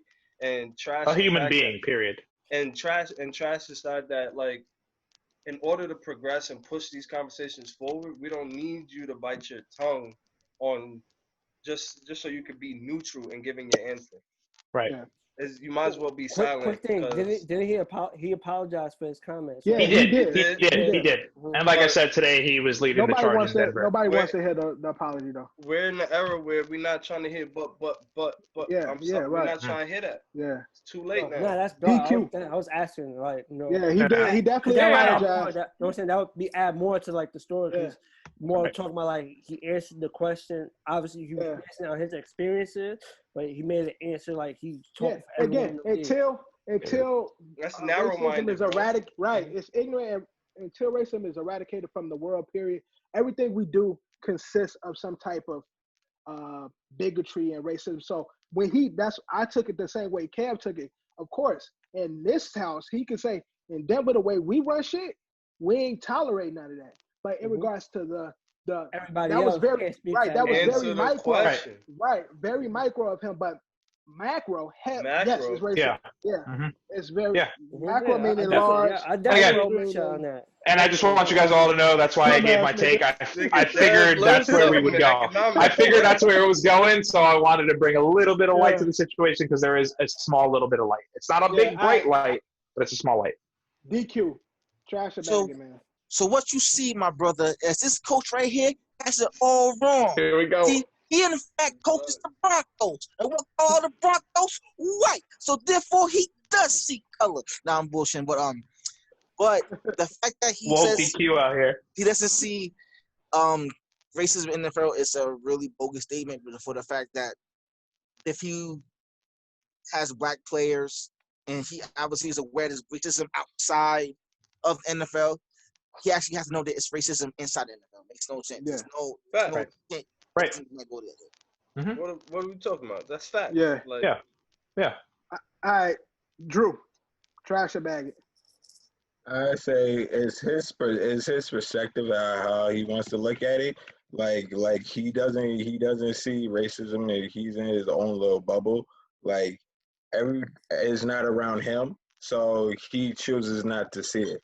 But facts that you have problems of getting like black coordinators, like defensive and offensive coordinators. We have a problem like black coaches. That's still a problem in this league. So it's like his whole idea is like coaches and GMs. Yeah, I mean, with the whole Rooney Rule. Mm-hmm. Yeah. Coaches, DMs, team doctors. It's a whole bunch of shit. Even high executives. High-level executives. NFL strict, like it's main black presence in NFL is the players, and it's like a small percentage of the other stuff that helps make the NFL an NFL. We all seem to be on the same page when it comes to that. Yeah. So, I mean, again, we're in the middle here. Because, again, that's back to what we talked about. That gray area is where people live in. And most people live in the gray area. And that's where we're at with Vic. He lives in the gray area. All right, but look, we're going to get a time last bag of the trash it. Since we got the NBA back with this 22-team format, John, you trash it back. He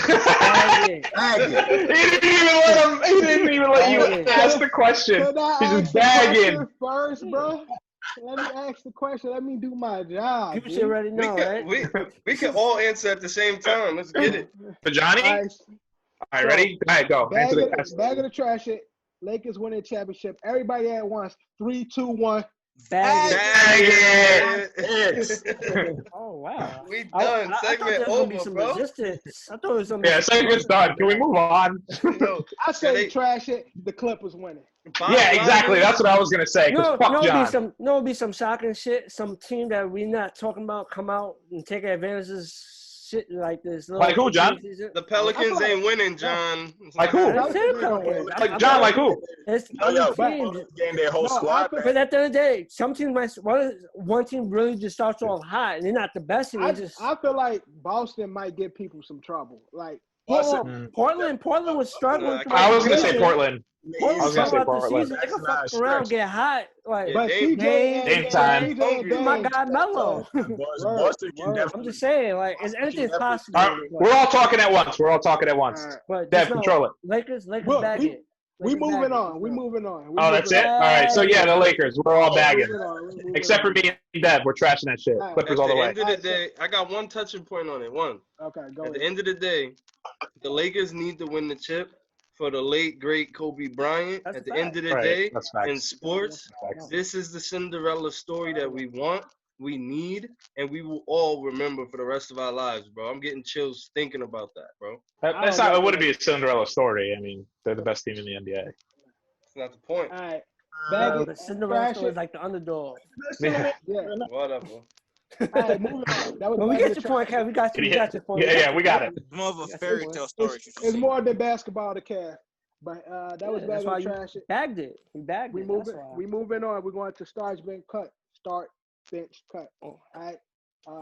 One of Eddie's favorite segments. Woo! Shit is get into our first one. Start bench cut. Eddie, kick it off to you. Okay. NBA Finals, Super Bowl. Which one's good? Start bench cut. What you got? This is hard, but pretty easy at the same time.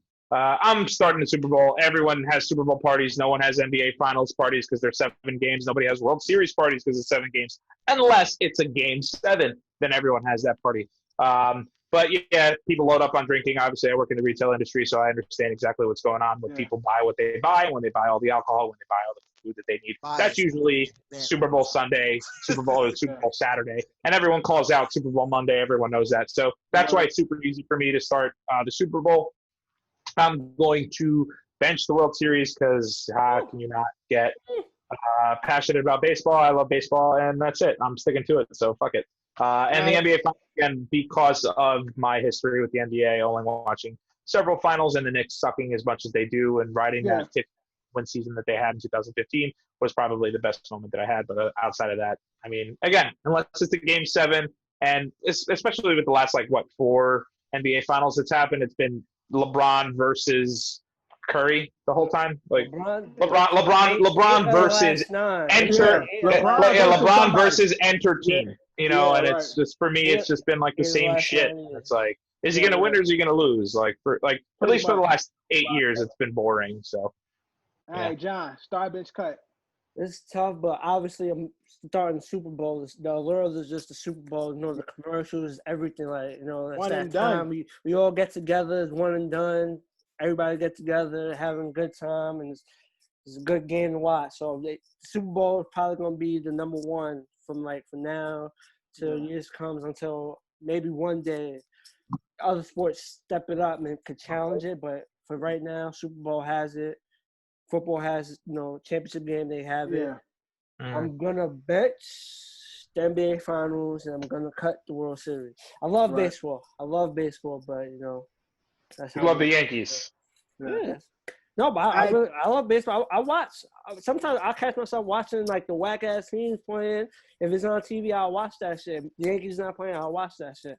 But, yeah, me too. All right, Kev, start bench cut. Not watching no whack baseball. Cause like, nah, hell no, I ain't watching no Marlins versus fucking Baseball. Oakland, I'm not doing it. I'll be watching some Mets games. You know, they suck and shit, but I watch the Mets. Yeah, I'll turn on the That's Mets a game. fact, Yeah, bro. I always watch the Okay. Mets games. Nah, but you know, you might catch a game on ESPN. Also, you know, Okay, when we got it. when you start betting on shit. So It's illegal in this state. it's pretty easy. I say gotta start the Super Bowl, man, because we do everything for the Super Bowl as far as prep, like prep, food, everything, drinks, liquor, What you bringing? getting the family together. It's the unofficial holiday. I always come up. It during the is a Super holiday. Bowl. Always come up during the Super Bowl. I won $300 this past Super Bowl. I don't care if betting's illegal in New York State. It is what it is. It happened in New Jersey. The World Series, I'm benching for one reason, only because if my boys is in it, oh, bro. Which we haven't been in a while, but. Yo, I just. Been 11 years. We've been cheated the last 2 years, so I'm saying. Yeah, it's only been 11 years. That shit is ridiculous. That's wild. And then finals, the NBA finals, I'd have to cut that if I was making that decision. But I do love the NBA when the playoffs come around. But again, if the World Series has my boys in it, I can't sit here on this segment. I can't be on tape cutting them, bro. I can't do it. Right. I feel you. All right, DQ, star bench cut. So, it's not gonna be a long story. Anytime you start with that, I'm starting the Super Bowl based on the commercials, but I'm going to bench the NBA Finals because of NBA during the playoff time is probably the most competitive in sports you ever see. Then I'm also going to bench the World Series because your team is in the World Series. You gotta cut one though, bro. I'm not cutting shit this time. You gotta. I'm not cutting. The man said, "Fuck cutting shit." If your favorite team is in the World Series, you have so much anxiety. You want to die. And when that happened? Well, 2015. How'd that go for you guys? How'd that go? How'd that go? Should you have left Harvey out there? Or? It's the same shit for everybody in all sports. When your favorite football team makes a Super Bowl, yeah, of course, yeah. NBA Finals is like, whoo. I had so much anxiety in 2015. I was so pissed with Harvey and I Drew, star bench cut. What you got? I'm starting the Super Bowl. Everybody knows that is one game. The finale is one game throughout the whole year that everybody waits for. Everybody does everything for it. So I'm starting that benching the NBA Finals. Only thing because the NBA is my shit. Like I watch the NBA and the cutting World Series. It's easy to cut the World Series because I don't really watch baseball like that. So I'm following Johnny. I'm following Johnny and Drew and well, not really DQ, but DQ doesn't count. DQ didn't cut nothing. I'm following. Got to start that. DQ finally got a taste of what us Yankee fans feel every year. Right. That's why. Gotta start the Super Bowl one and done. My favorite format, one and done. If the other sports would do so, I'll probably care more about their playoffs. But NBA playoffs, well, this is a wild card. The season's trash, but when we get to the playoffs and then the finals, it does get good. So I will bench the NBA finals. I got an interesting one for next week. Short bench cut. Cool. All right, we'll talk about it in post. All right, and then cutting baseball. I don't watch baseball. I don't really care for it, although I watch it in October. But I won't be watching this October. So because there won't be a season. So let's get into the next star bench cut. We're starting with you, Drew. We're going tag team. WWE. We got some great tag team partners in this star bench cut. So we got the Dudleys, the Hardys, Edge, and Christian. Star bench cut. What you got, Drew? Starting the Hardy Boys, Team Extreme. I always loved the acrobatic stunts, all that. That's my shit. And I'm benching the Dudley Boys. The Dudley Boys is the greatest tag team ever, bro. They are. Put some respect on their name. Spanning all promotions, ECW, WCW, WWE, TNA, and TNA, Ring of Honor, and Ring of Honor. Evolve.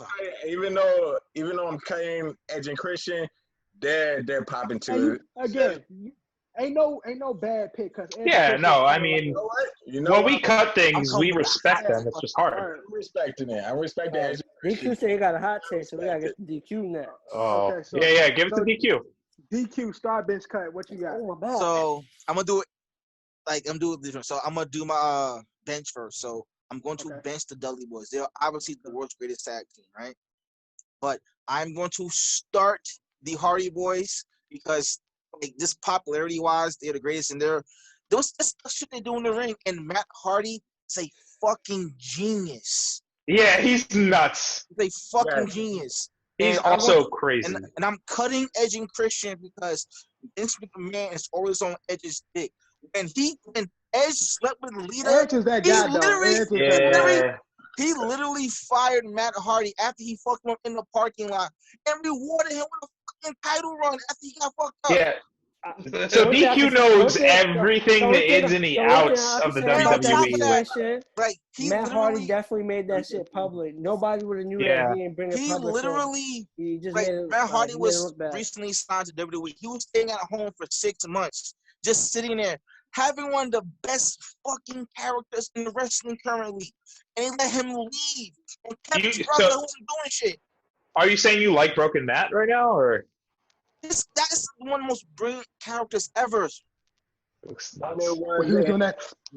when he was Yeah, doing he's that, weird now. He's the what's his thing? Delete, or what is it? Or No, delete, no, delete. no, I don't even know what he no, does. Don't do that, Ed. Delete. Don't do that. It feels like that. Stop But what does he doing do? Q, what does he do? Delete? Yeah, Delete. What is it though? Is it? That's Stop like- doing just like- that shit. Yeah, that's crazy. That's what I'm saying. I don't like it. Doing? That's what he does. on the air promotion. Weird now. Fire. Okay, stop doing it. the popularity of the character was not like compensated. Kev seen it in a whole We're different gonna, way. we're gonna lose a Yeah, fan like base that. before we get him, bro. It's- Yeah, but we're gonna gain a huge fan base. He literally see, should I'm have got a taking it title out run. of context. It's definitely not that. Back to wrestling. Back to wrestling. It's definitely not that. It's just It's a joke. Calm down. I'm joking. All right. So Yeah. DQ, who was you starting? You said you started. Hardy Boys. Uh, Starting the Hardy Boys. Cutting edge and Christian Mention- because of the mention off the the Dudleys. field, off the ring stuff. Yes. Yeah, and, outside ring stuff. mention out Dudley Boys. All right, Kev, star bench cut. Um, I know this is the era when we used to watch wrestling. Right now, This- we don't watch it and shit. This is the 90s era. This was This great. me, This was bro. great. Yeah, This this now was the great. best tag team to New Day. being like 9, 10, 11, like really wilding out, like Trying, jumping doing this shit jumping off, off armoires onto grandma's yeah. bed. You know, Oh, I used to do OG swanton had, like, bombs from my mother's the bed. I almost broke my full fucking neck. time, like full size pillows. And I used to set them Oh, up. God. But yo, honestly, like I have to start the Dudleys just because, honestly. But for me, I like in my heart the Hardys. I love them more than I do the Dudley boys. But Jeff and the Swanton Bomb, bro, we need to throw a Swanton Bomb. Yo, In if- this I'm about to clip. do one right If- now. I'm so if fired this up. thing could talk, Bro, he would say how many fucking swanton bombs I did as a kid. Almost broke my fucking neck. That's on my old mother's as bed. hell, bro. You still I sleep said- with that thing? No, I keep my closet. I had this in 1997. It's I like keep it in the that closet. Got bed bugs. old. Nah, I watched it before. I watched it.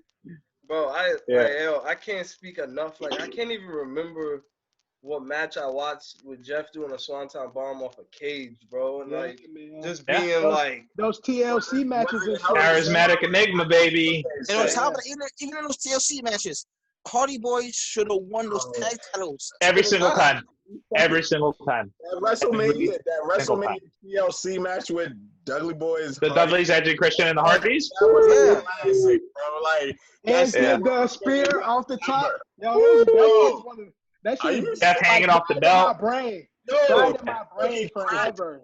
well, to I finish. don't know how Jeff Hardy survived that fucking match, bro. He was doing so much. Well, Nah, Jeff had tons of back spasms. Obviously, he's Hey, been suspended. Yeah, let's to give finish Kev the floor.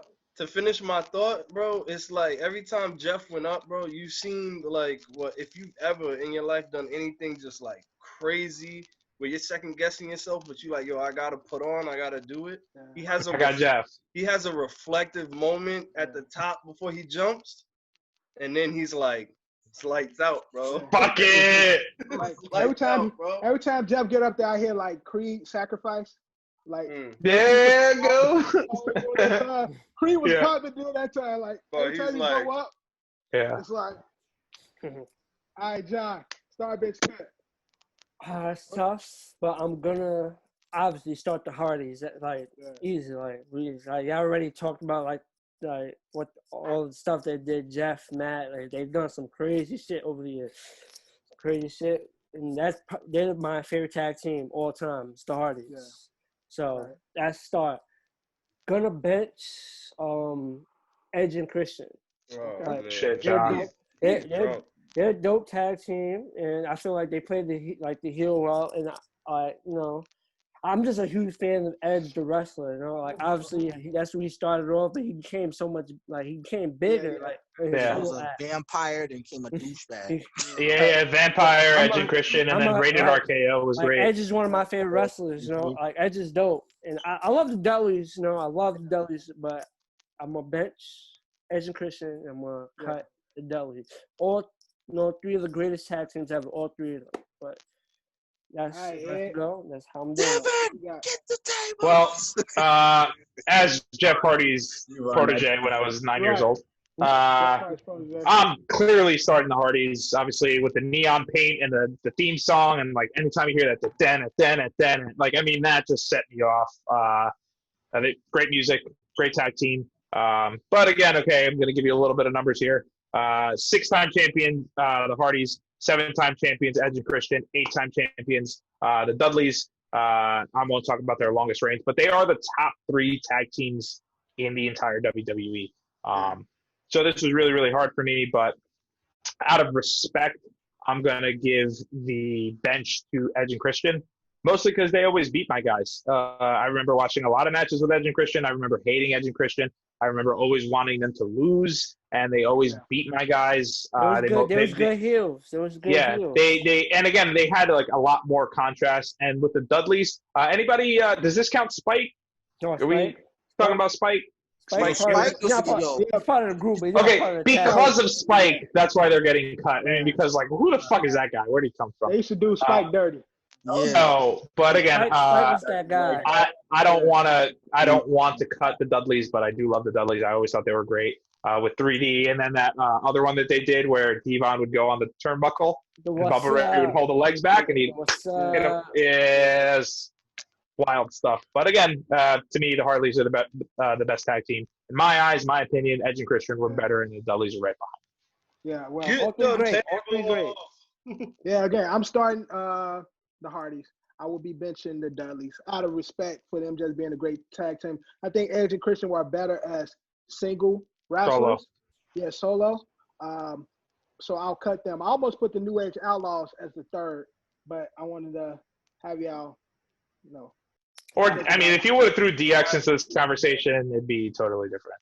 Yeah, but So see, factions have been because different. they were so big, they were Huge. bigger than tag team. I tried to keep it in tag team. They're more of a faction. DX is more of a faction. Right. The faction. Yeah. DX, NWO, and like Evolution. It's nothing better than saying, get the table. And again, we all didn't call somebody with the 3D. Or I'm sure And the Drew tables. called plenty of Trampolines, pools, everyone called it 3D. mattress everywhere. Like you can't be if you lacking, somebody be sitting behind you waiting for you to move. Yes, sir. Like, that's why the RKO took off because it's a rip. Right. Yeah, pretty much. Without the lifting. Yeah. Right. It's a reminder of that. So That's your real for the diamond cutter. All right, that was my nigga. Yeah, true. DDP. That's my guy. Last one, let's go. Star bench cut. Game winning TD. Walk off home run. Buzzer beating basketball shot of whatever. Kev. Star bench cut. So the walk-off home run is just so significant because Great. everything that you feel like watching, or if you're there, it doesn't matter. You feel like everything that's happened in that game has come to this moment. Right. And you're just eager to be looking at the TV to be like, yo, like the amount of work they got to do, the pitches coming at you 90 something miles an hour, like the hand-eye coordination is the best in any sport. I'm sorry. Mm-hmm. It's something about the walk-off home run, bro, and the celebration at home. It's something about it, bro. So that's my start. My bench is definitely the game-winning touchdown. Okay. I see that coming. I put it under the walk-off home run only because the game-winning touchdown sometimes isn't in the biggest moment per se, because the other team may get a chance to drive the ball. Anything can happen, something like that. So for me, it's not as high. And obviously, I'm cutting the game-winning shot. Game-winning shot to me for basketball, basketball is like nonstop, back and forth down the court, back and forth down the court. Like all of us, except for like maybe Eddie here, have hit a game-winning shot in basketball in a pickup. I mean, it ain't the same. Not the buzzer though. Like for No, me, not the it's buzzer. For me, it's a buzzer. We've all counted down. That's what we're talking. We're talking about a buzzer beater here. Yeah. We're not talking about some like 2 seconds left. Yo, for me, we put it 21, and y'all got 19 with 19. And you hit the game with a shot. It's like, good shit. Next game, playing. Calling game too when you shoot that. That feeling. For me, I've only done one of these three things. Yeah, only done one of these three things, and I feel like it's more routine, so that's why I'm cutting the game-winning shot. I don't care what level it's at. Everybody's made a game-winning shot. DQ, start bench cut. What you got? So I'm going to start walk-off home run because it's a someone that backflip, maybe. Then especially if you know it's a home run, so it hits the bat. You gotta pick that. I'm going to like Altuve when you cheating. Rather not talk about that one. DQ. I'm going to bench a game-winning shot, the buzzer, because to this day that Kyrie Irving shot over Steph Curry. Oh, that was even though it wasn't the buzzer. That was filthy. That shit spoke volume. How about the Derrick Rose? Derrick Rose Bulls Miami. Oh, that was a good one. And Carmelo Anthony. No, that's not the buzzer beater. Any Kobe buzzer beater, LeBron's buzzer beater versus Orlando. And he had one with the Bulls too. Oh yeah, that one too. That same series. Yeah, and what else? Just a bunch of them. Oh, the Allen Houston shot versus the Heat go to the finals. So you benched the buzzer, right? Yeah, and you cut that game-winning touchdown. Yeah, because usually it's rarely ever a touchdown at there was 0 seconds on the clock. Someone catches it and you can celebrate. It's always like another play after. Right. It has to be like only it has to be like the Aaron Rodgers type throw shit. Yeah, and on top of that, as a kid, only reason I would probably put if we were allowed to disrespect movies in the NBA, as him in a game winning shot, I would have started that. But Dame did. As a kid, Dame did that. Yeah, oh, yeah, he said bye. No, but not blatantly go to the face. I'm telling all as kids have counted down in our heads with some trash. And even in school, we did that shit. I know I did this shit all the time. Count down my head in this 3, 2, 1. That's some pickup shit. That everybody who played basketball did the countdown. That's pickup shit. All right, Johnny. Start bench cut. I'm cutting the game-winning touchdown. It happens, but it just doesn't have the same effect as the other. The other two does not have the same effect. It ain't as pretty. It happens. Yeah, it happens, but sometimes people, I feel like they don't even go for it because you. And it really only happens game-winning touchdown overtime. Mm-hmm. Now. John, why are you acting like you ain't watched the 07 chip? Like you ain't watched the Giants win the chip, bro. But it wasn't that was the game when clock's at 0. The Patriots still got the ball back and could have went down. That's what I'm saying. Yeah, it wasn't clock's at 0. That's why I benched it. I feel you. No, my point is the allure is not as the same as the other two. People don't go for the game winning touchdown. It's just get field position. We kick the field goal. If we have to, we go for it because we have to. But if we don't, just go get to the 40 to 35, kick a field goal. Military. Just kick a field goal. Next two is tough, but I'm gonna bench the buzzer beater. I'm gonna bench the buzzer beater. Game winning shot. Everyone who plays basketball does the countdown. Buzzer beater is, beautiful to watch when it happens. It's great. But to start a walk-off home run, I feel like there's nothing like the walk-off home run. Yeah. I think it's just more epic than all the other ones. For game-winning stuff, walk-off home run is just epic. And like it's over. Wait, Gary Sheffield? Yep. It's over. Like because with the other two, if it's not a buzzer beater, the other team has a chance. With the walk-off, nobody has No it's chance. over. It's Game's over. Good night. Right. Everybody running to the field. We hugging each other. Because you can still have with the other two, you can have a game-winning touchdown, but there'll still be time on the clock. You just gotta play defense, and that will be the game-winning touchdown. Right. Buzzer beater and a buzzer beater shot. You shoot the game-winning shot. But if it's not a buzzer beater, you still gotta play defense. You gotta get the last stop. So you gotta get the game-winning shot with the game-winning stop. Right. Buzzer beater is the closest to the walk-off because it could be 0-0. Football, buzzer beater in football too. Yeah, but it's more like that's what I'm saying. And Madden. Yo, it's not even. It's not even 0-0 Stephon like Diggs World had Series. it a couple of years ago. He had the game-winning touchdown. But yeah, I mean, you're talking bottom of the ninth, and you hit the walk-off home run in the World Series. That's zero. The difference. Like the World Series, just like not even just World Series, like a game like winning home run ends the game, bro. Like it's that's like, what we're saying. The clock doesn't dictate it. There, it's like the player is literally dictating. Like that shit. It's not. I just feel like the game-winning home run, the walk-off was epic. But that's my star bench cut. Star bench cut. Yeah, Johnny and I are simpatico on this. I'm going to go ahead and start the walk-off home run. You know, it's that what DQ said too, the bat flip, not only the bat flip, but the look. I think back to that. All that shit. Like, I look back to Aaron Boone's walk-off against the Boston Red Sox to keep the Chris Bambino going.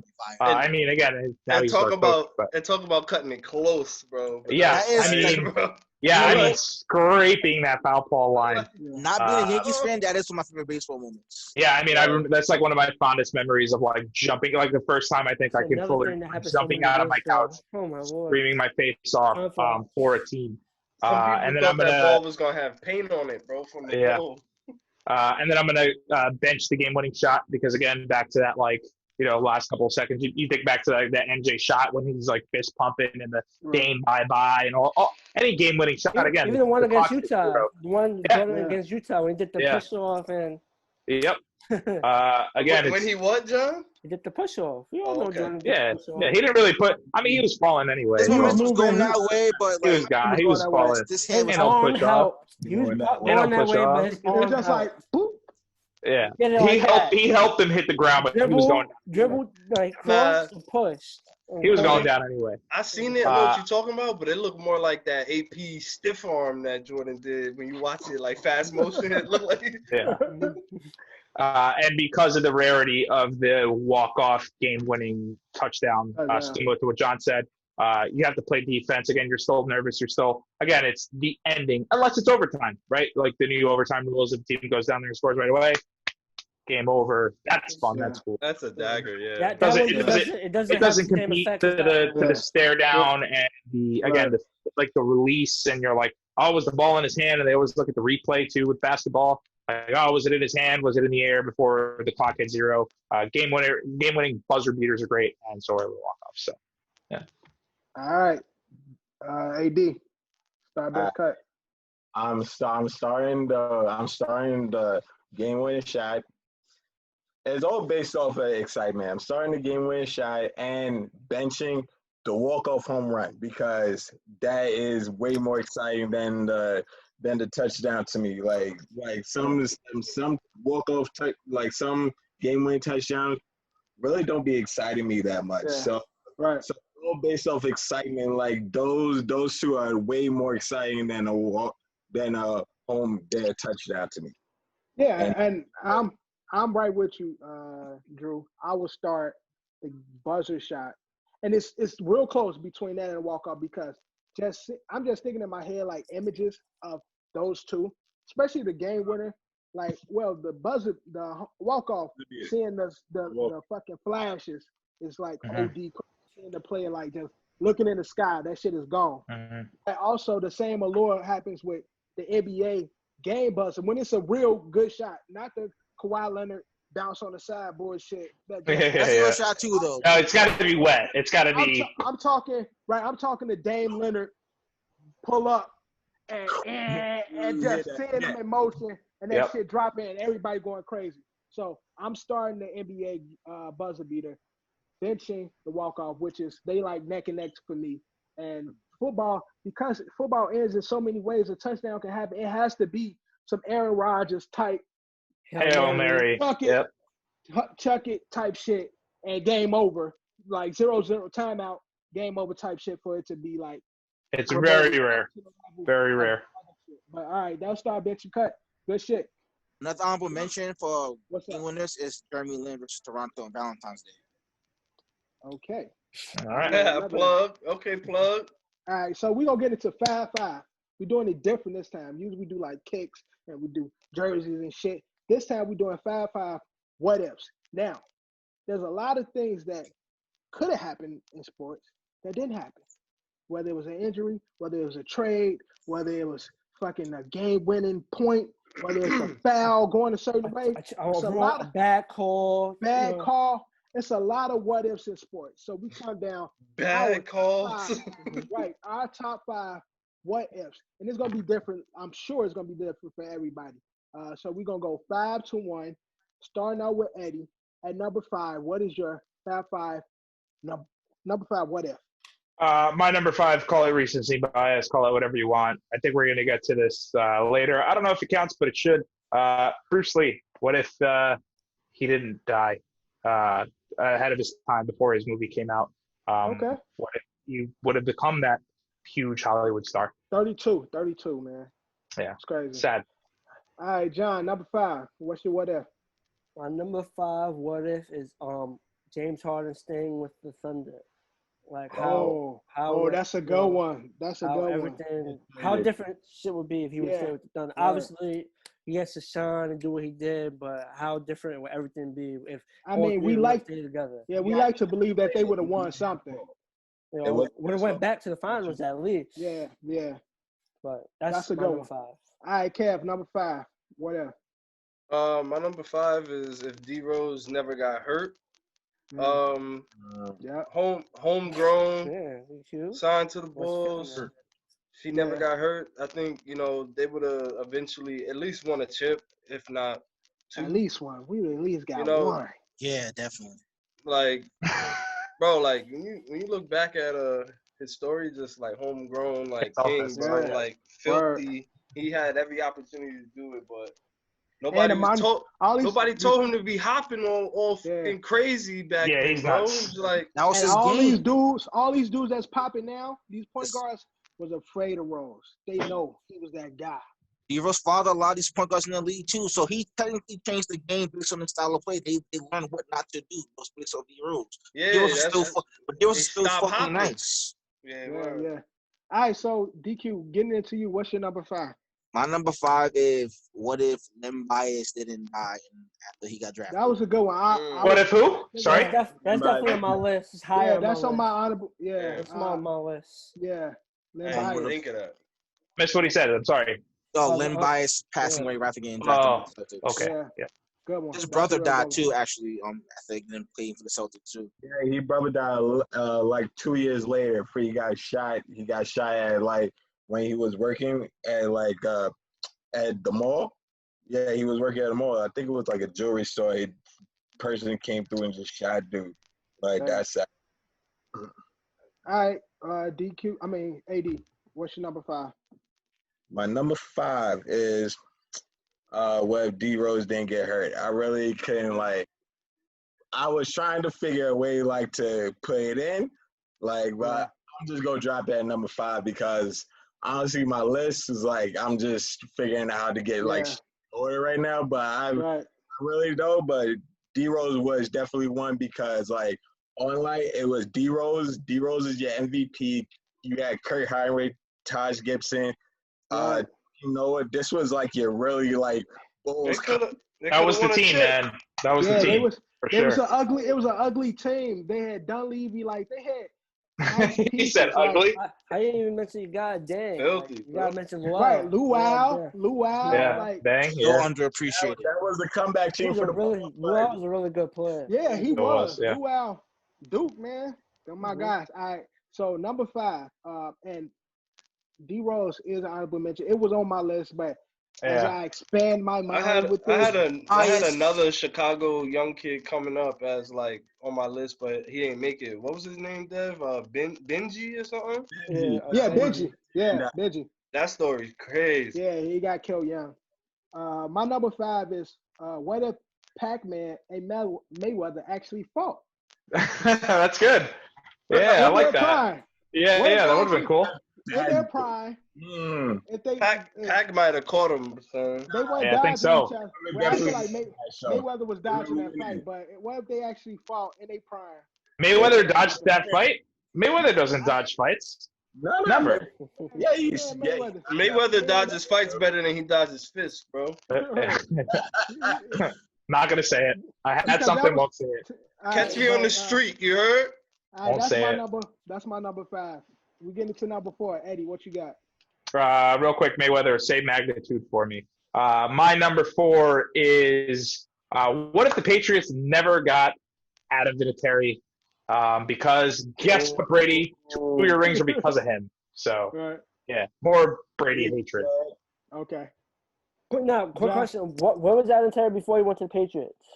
He was a good kicker in the NFL. Period. He nails kicks. You can also associate this with what if the Patriots didn't spy? What if the Patriots didn't play football? What if the Patriots? What if the tuck rule didn't exist? I'm not talking about none of that. I'm just saying, like, was there a chance where they could have signed somebody over him?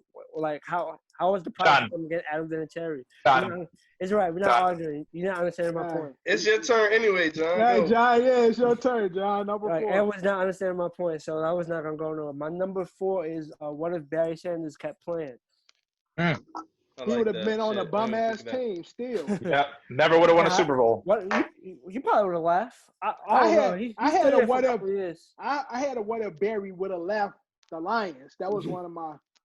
That would have been a good what if, but what if he would have kept playing? Because if he would have stayed there, the yardage would have been there, but his ass would have been beat the fuck up like he was already. Barry was too loyal. He was too loyal. He didn't want to play for another team.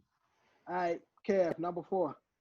My number 4, because I remember watching this, and I watched it with some Boston fans too, and it hurt my heart, man. So what if the Seahawks had won back-to-back chips and ran Marshawn on the instead of passing it with 3 dumbass downs still left?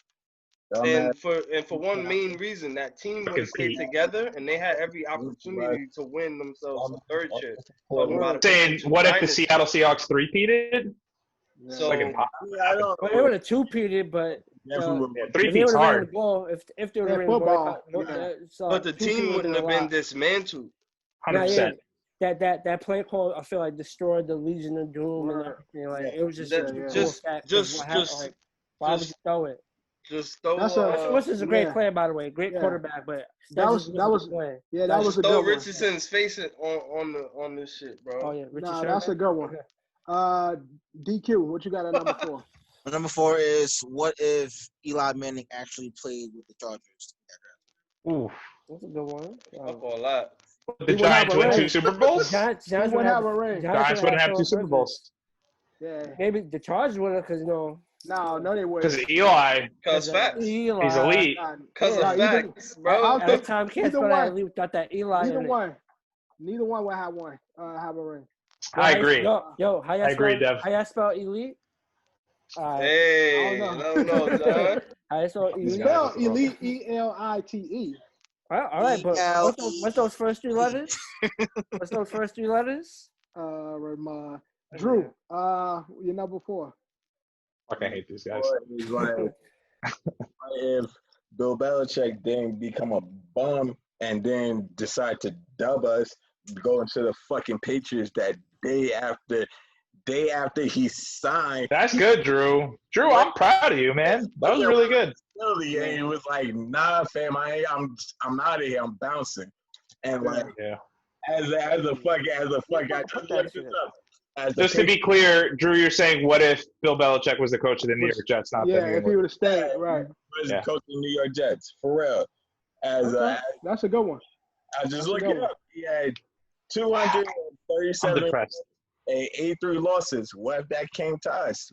what would happen All with Tom Brady as? Where he even been in the shits? Like, what would That's a happen? good point.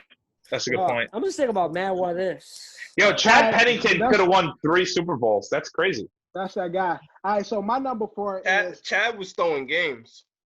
my Chad had no arm. my number 4 is what if the Niners You know. would have took Aaron Rodgers instead of Alex Smith? Woo! Well, that's a good one too. That's Would a great Alex one. Smith have broken his leg last year? Bro, Probably. Aaron Rodgers. Yeah, he Been still out of the probably NFL. broke his leg. He broke Probably the would have been out of same. the NFL. He broke his leg the same day Joe Dosman did, like Look, 20 years apart. Yo, Aaron Rodgers, Wild. Frank Gore, Vernon Davis, Michael Crabtree. That's a sick team. That's multiple Super You know, Bowls there. what my man Sherman Offensively. What my man Sherman said about Crabtree? Crabtree's Oh, nice. sorry. I think he Crabtree's overrated. what do you call him? A bum? No, he didn't call him a bum. We were trying to do like a A sorry soft. season like Crabtree. He said, Yeah. sorry Yeah. season like Crabtree. Yeah, I think That's what Crabtree's happened. overrated too, bro. Nah, I like Crabtree, but Who's Crabtree's nice. Who's He is. next to I think Shane he's overrated. from Denver? The little ball. The cornerback. Bald head. Keep keep the lead. Keep the lead. Snatch the chain and shit. Yeah. But Aaron with them Niners, yeah, them boys. That would have been sick. And he's a California kid, and he Yeah, grew up word. a Niners fan, so that would have been crazy. All right, number 3, Ed, what you got?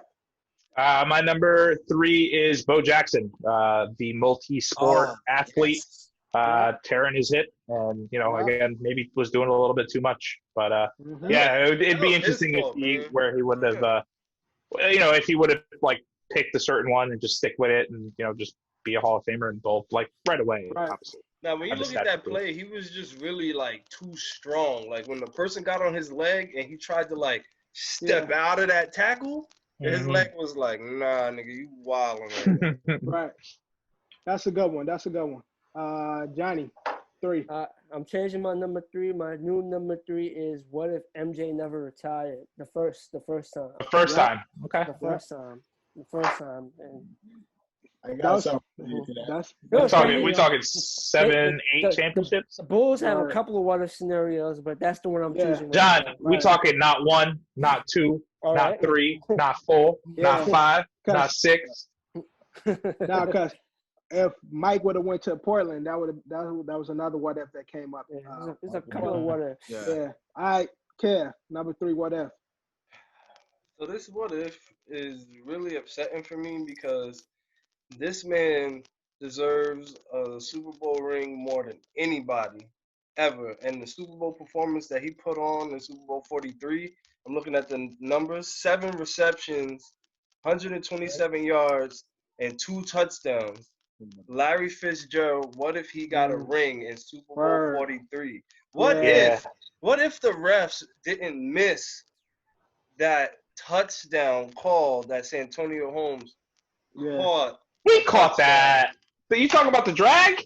I'm talking about the 1 foot touching the ground and the other foot ain't on the ground, drag. bro. Yeah. Okay. I'm not gonna lie, that one was a really close one. It really looked like Santonio had 1 foot on the other foot and the 1 foot drag while the other foot was on the other foot. Yeah, exactly. It was close. It was a close That's a one. call that they ain't want to make, bro. Yeah. So, Larry, you got screwed, baby. I'm sorry. That was a great team. Kurt could have got a ring. Yeah, Kurt was cooking. 377 yards he had, 3 touchdowns, 1 interception. Yo, even Anquan was cooking, bro. 8 receptions, 84 That was a good yards. game. I forgot about that. That was a good Super Bowl. That was a very good Super Bowl. Good team. All right, DQ, what you got at number 3? Sorry, Larry. What if Kyrie stayed with Cleveland? Ooh, okay. We're That's definitely. number 3, really? definitely Nobody's just gonna win again. Number 3, really? Nobody's gonna beat Golden State. Is your idea that LeBron would also stay? Everybody would stay? LeBron was still in this contract. Had a year left in the contract. That's what I'm saying. Like, everyone's staying. Yeah, but LeBron would have left eventually, so. Yeah. But that was If another. they would have repeated, he probably would have stayed. Because Kyrie would have stayed probably. Right. All right. Too that's bad a good one. That's all right. KD joined the Warriors, and that just scored, Well, that's a part. That's a part of that, but it's not gonna be a 2-part thing. But technically, KD going to the Warriors is a part of that scenario, but I couldn't include it. So. All right, Drew, number 3. What if KD never left OKC? That's my shit because they had the squad to at least never left OKC. Like this is OKC. This was James. You're saying like after they got beat by the Warriors, you're saying, right? Yeah, after they got beat by the Warriors, what if he would have stayed that season? Because after he got beat by the Warriors, would have lost again. He the reason why they lost to the Warriors though. That's what I don't understand about that. Probably would have lost again. But Westbrook Give me a hope for that. Westbrook was giving him the ball every I still don't appreciate it. Nah, but they would at least had a chip by now though. Like they would have had. They probably could have went. Like I don't know. They should have never blew up that team. Period. Like they everyone they could have still gave the Warriors. They would definitely gave them comp. I don't think they would have won though. Like I think the Warriors just was up 3-1. Like they come back the next year and beat them. Don't try to say he was up 3-1 at one point. He could have won. Could have easily went to the finals. So like maybe the next year is like, we add someone on the bench or another starter and we pack. Yeah, or they shook from the year before and they ass get cooked. That's possible too. You know, that's why all this is what if, right? That's why it's a what if. My number 3 what if, piggybacking off Ed, if Bo Jackson never had that hip injury, probably the greatest athlete we've seen ever and shit. Like so, and what he just came to an end too soon. So that's my number 3. Ed, your number 2. What if? My number 2, again, this is where it gets a little dark. Roberto Clemente. What would have happened if he would have just kept going? Obviously, being the first player to break the color. Oh, sorry, Jackie Robinson. Sorry, but Roberto Clemente obviously dying in that tragic plane crash across Venezuela, where his career would have been. Would he be an advocate for baseball today? Yeah. Okay, good one. John, number 2. My number 2 was mentioned before, but I put my number 2, Len Bias. Yeah. So, like, what if he didn't die? Like, what if he didn't overdose and actually had a successful career? Because he was going to a loaded team. Yeah. Probably would have altered NBA history as we know it. Yeah. Because Boston was loaded. They just won a championship, and Len Bias was the second pick. Because and he was a monster. Talent, you know, so. Yeah. Like he would have, got to with Bird, McHale, and them. They would have probably. Yeah, he would have took the team. But because he was young. Yeah. It would have altered the course of NBA history. But yeah, Boston might have been on top for way longer than what they were and shit. Mm-hmm. Maybe Larry played a little longer because you have like ease off, let him take lead. Right. It's a big whatever. That's what I'm saying. You would let Len Bias come in, then that usher in the Antoine Walker, Paul Pierce era and shit, and never know that might have signaled. Len Bias was 23 when he passed, so when Paul Pierce and Antoine came, he would have been probably in his mid-30s. But he was old for a draft pick, 23. Mm-hmm. Remember, there was times when there was a lot of players doing 4 years of college. Yeah, they was playing full. Yeah. What was that draft though? Like, what year was that draft? 86. Okay. 86. All right, he was the second pick. Kev, what you got at number 2? My number 2 is, what if the Yankees won the World Series after 9/11? So we all know the World Series is always played, late October, November. Yeah. So I mean, talk about just relevance, and they still did their part healing the city, but what if, man? You know what I mean? It's just crazy. Yeah, it would have been epic for them. It would have been epic. It would have been great for the sport history. And that World Series went 7 games, like. Yeah, and it did. And it went 7 games. That close. Yeah. I lost money to my uncle that World Series. I lost money. All right, DQ. What you got at number 2? My 2 is what if Michael Jordan still continue to play baseball? That's a good one. Okay. You think he would have, outside of the lockout, right? You think he would have made it? He would have made it to the bigs. I think he would have. I think Mike would have been good. He would have made it. All signs showed that he was good. He was gonna get there. It was gonna take a little time, but he's gonna get there. Yeah. All right, AD, what you got at number 2? What if John Paxson and Steve Kerr didn't make them game-saving shots in Game 7? Both those. Whoa, Damn. That's crazy. That would have changed. Well, he just history, picked too. like two The White different Knights, scenarios. NBA. Word. I So, mean, like that shit, game 7, bro. Like, Mike would have beat their ass. what happened, bro? Like, come Mike on. would have beat their ass because I have all confidence that if Mike would have took the shots, he would have made it. But if he gave them the shot and they That's a missed good point. it, yo, he would have killed them niggas. Yo, Steve, you think you can make this? You think you can make Yo. this? Yeah, I got Yo. you, Mike. I got you. And he missed? Yo. Woo! That Mike- beat it. Mike You got is slapped in beating that man. practice? Yo, he's beating that man. Nah, He got more side. He punched he him in his knocked face. him out in practice. Punched him in his face. Yeah. Some shits in the eye, Yeah. bro. All right, my number 2 is whether Mike then retire first time. Bulls ran the 90s. They probably would have ran the entire fucking 90s and early 2000s. So yeah, that's my number 2. Number 1, let's get into it. Ed, what you got? My number 1 is Sean Taylor. Oh, that's.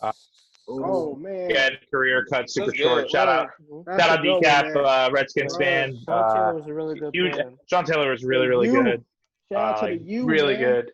I see a lot of Jamal Adams, I see a lot of Sean Taylor and Jamal Adams right now. Again, being my favorite Jet right now too. Again, always downfield, always on every play, just trying really hard. Maybe the off the field stuff doesn't count for Jamal, being a crybaby, but Sean died protecting his family, and it's a really sad story. Yeah, that's a good one, man. R.I.P. Sean. Johnny, number 1. My number 1 is what if NBA blocked the CP3 trade to the Lakers? Oh my God. Yes. It was coming. I'm out. Like, I'm out. I'm telling y'all right now, y'all see how CP3 was playing with harder. What if CP3 went to the Knicks like he was supposed to? Too bad. Y'all didn't sign him and you didn't get traded to y'all. He got traded to the Lakers. It was accepted. It got blocked. Yeah. You got I see Tito. how CP3 play with hard. Imagine he would have played with Kobe. Oh, my. Nah, that shit would have been Oh my that. God. The league That wasn't shit- ready for yeah. that. But Yeah. Only they reason why it didn't showed- happen. they Only showed reason why it didn't Stockton. happen is because the Hornets at the time, the Pelicans now, owned by the NBA. yeah, so fucking what? Like, Because they did some bullshit, but Yeah. That we shit don't would want have to been get into that, but they should let that trade go through. Kev, number NBA 1. history would be different. I guarantee you, Kobe would have had at least 2 more. I don't know about tomorrow, I though. believe it. 2 more at least. He definitely had 2 more. One, two. Prime CP3. CP3 ain't never gonna win a chip because CP3 is baby. But if you would have played with Kobe, he would have had at least Yeah. 2. Maybe. That would have been prime CP3. Yeah, like, Uh, that was 9 years ago when that trade got denied, not 2011. Oh my. Was that Lamar was on that team, right? Yeah. Lamar was part of the trade. It was Lamar and Powell. For Oh, Chris so he Paul. would have gone. Okay. Damn, no Powell? I didn't know that. Damn. I love Yeah, Powell. I was thinking Lamar, Paul, CP3, and Kobe. I was like, definitely. But you're losing those two guys, no shot. We would have lost But they Lamar. still got. The next they year still got- ended up- they the got- next They year had ended up Andrew Dwight. Bynum. Yeah, they still had Bynum. Bynum was Bynum. good, man. At that time, Bynum was a Brown, solid but- player. At that time, Yeah. Bynum was a solid player. Obviously, we seen what happened after the fact, but at that time, he was fine. He left LA. Right. And Kev, I think Kwame gonna get us number 1. 30. Kev, number 1. My number 1 is what if they ain't do Charles Woodson dirty, bro? What if the tuck rule was never a thing? Mm-hmm. Bro, if you ever go back and look at that, that is literally one of the most controversial plays Yeah. in history because Brady pumps and then he stops like mid pump, and that's when Woodson comes like piling in. And for the camera's sake, I could see why they didn't want to overturn it, but it looks like his arm is still coming forward. But bro, he pumps. He's like, nah. He goes to pull the ball down, and the ball comes out, bro. That was the beginning of the Patriots fuckery over the John, Nope. Nope. was that a fumble or was that? Nah, I told y'all to this day that was a fumble. That was agree a fumble. Okay, all right. I just wanted to make sure. said I just that. want to make sure. Are we not on the Wanna same make sure. page, all of us? Have you not seen I that? think everybody, No, yeah. everybody's I in felt- agreement. Yeah, that's definitely fumble. You know Yeah. what gives you a clear evidence of why it was a fumble? Because after that, they implemented the tuck rule, and then the tuck rule doesn't even exist no more. Like Yeah. they implemented it. It was there for a few years, and they packed the rule. So Right. that's just more Bro, the evidence. shit Like, is, they fucked once up he down that once call. he pumped and he pulled back down to here, the ball came out forward and the motion all happened mad fast, but bro, he stopped. Like the ball was stopped for a second before Woodson. It's just he's getting hit, so the momentum of him getting hit is just making it he's like, because he got hit from here. Not him going forward, but it's the force making him look so. Yeah. Now that was very tough, but I thought it was a fumble. That was an honorable mention of mine. I almost made my list, but definitely tuck rule was one of the biggest fuckeries in NFL recent history. DQ, what you got at number 1? What if the Knicks won the championship in 1999? They would have 99? Never again. Yeah, they lost to the Spurs. Yeah, that's it. We'd be riding 99 until the end of history. That would be the last time they do it. All right, AD, what you got at number 1? So sad. Well, the big Aristotle didn't leave Orlando, stayed in, and then, Damn, that's a good one. What do you say? If Shaq didn't leave Orlando. Oh, That's a good one. Yeah, but I'd say it was business though. He was trying to get that bag, but Orlando did not want to give him. Orlando wanted to be greedy. The GM, he did not want to give him the money, and like Shaq went with the money in LA. No, it's just Jerry West knows. He stayed with the state though. Jerry West knew what he's doing. Jerry West Come here. Yeah, Jerry come snag him real quick. He hollered at him and it was like, oh shit, like nah, I gotta fuck with you. Yeah. All right, my number one is He's laughing, so Clown. he's about to say something. Yo, it's not crazy, but what if there was no colored players in American sports? Nah, it'd be boring. Nobody would watch sports. It'd be like slower. I'm not gonna say other sports, but yo, I won't say no black players in basketball or football. Hockey no Dominicans in baseball. Hockey be the number one sport. No Spanish folks in baseball. Boring. What would be the landscape of sports? Hockey would be the number one sport. Soccer. Yeah. It had to be. Right. European. Football. Hockey would be the number one American. I'm like, a lot of sports would be disgusting. 100%. It'd be crazy. Golf would be the number one sport, Kev. Think about it. They could all do it. Just look at the landscape of sports. Hockey is more Canadian than anything. Most of American sports. Hands down, regardless. If there was no them white players playing all them sports would have been going to where the colored people was at and would have been learning how to play from young. Right. Gentrification is real, guys. Right. So if there was white chocolate be out there.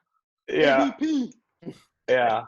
Bro, if there was no black or brown people Bunch playing of sports, I no doubt know hockey would dudes. be the number one American sport, bro. I'd say golf. I'd argue golf. Yeah, also in golf, maybe. Also, but we're talking action. No bro. colored people in sports, we were already here in World War III because white people crazy.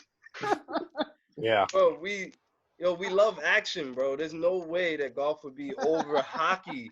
Well, I say it because I'd say because with hockey, it's mostly Canadians in the league now. It's mostly Canadians, Russians, Icelandic people. Golf, like every white kid in America plays golf, and every white kid in America. But they play golf because of Tiger Woods. Golf is only fun when you don't play it right. They play golf. No, OG like Arnold Palmer, fucking Phil Mickelson. If there was no Tiger, they still watch it. But Tiger elevated it. Tiger elevated it for us. He didn't elevate it for white people. He elevated it for us. Tiger made golf cool. Okay, hey, listen, I don't watch golf. I'm not white. It's a culture. It's a culture with black people in sports. He made it cool. No, Chubbs McGee made it cool. That's right. It's all in the hips. Arnold Palmer? All in the hips. Obviously, golf was a popular, like it had its thing, but Tiger Woods just elevated it, like endorsements. Why he like Tiger Woods, yo.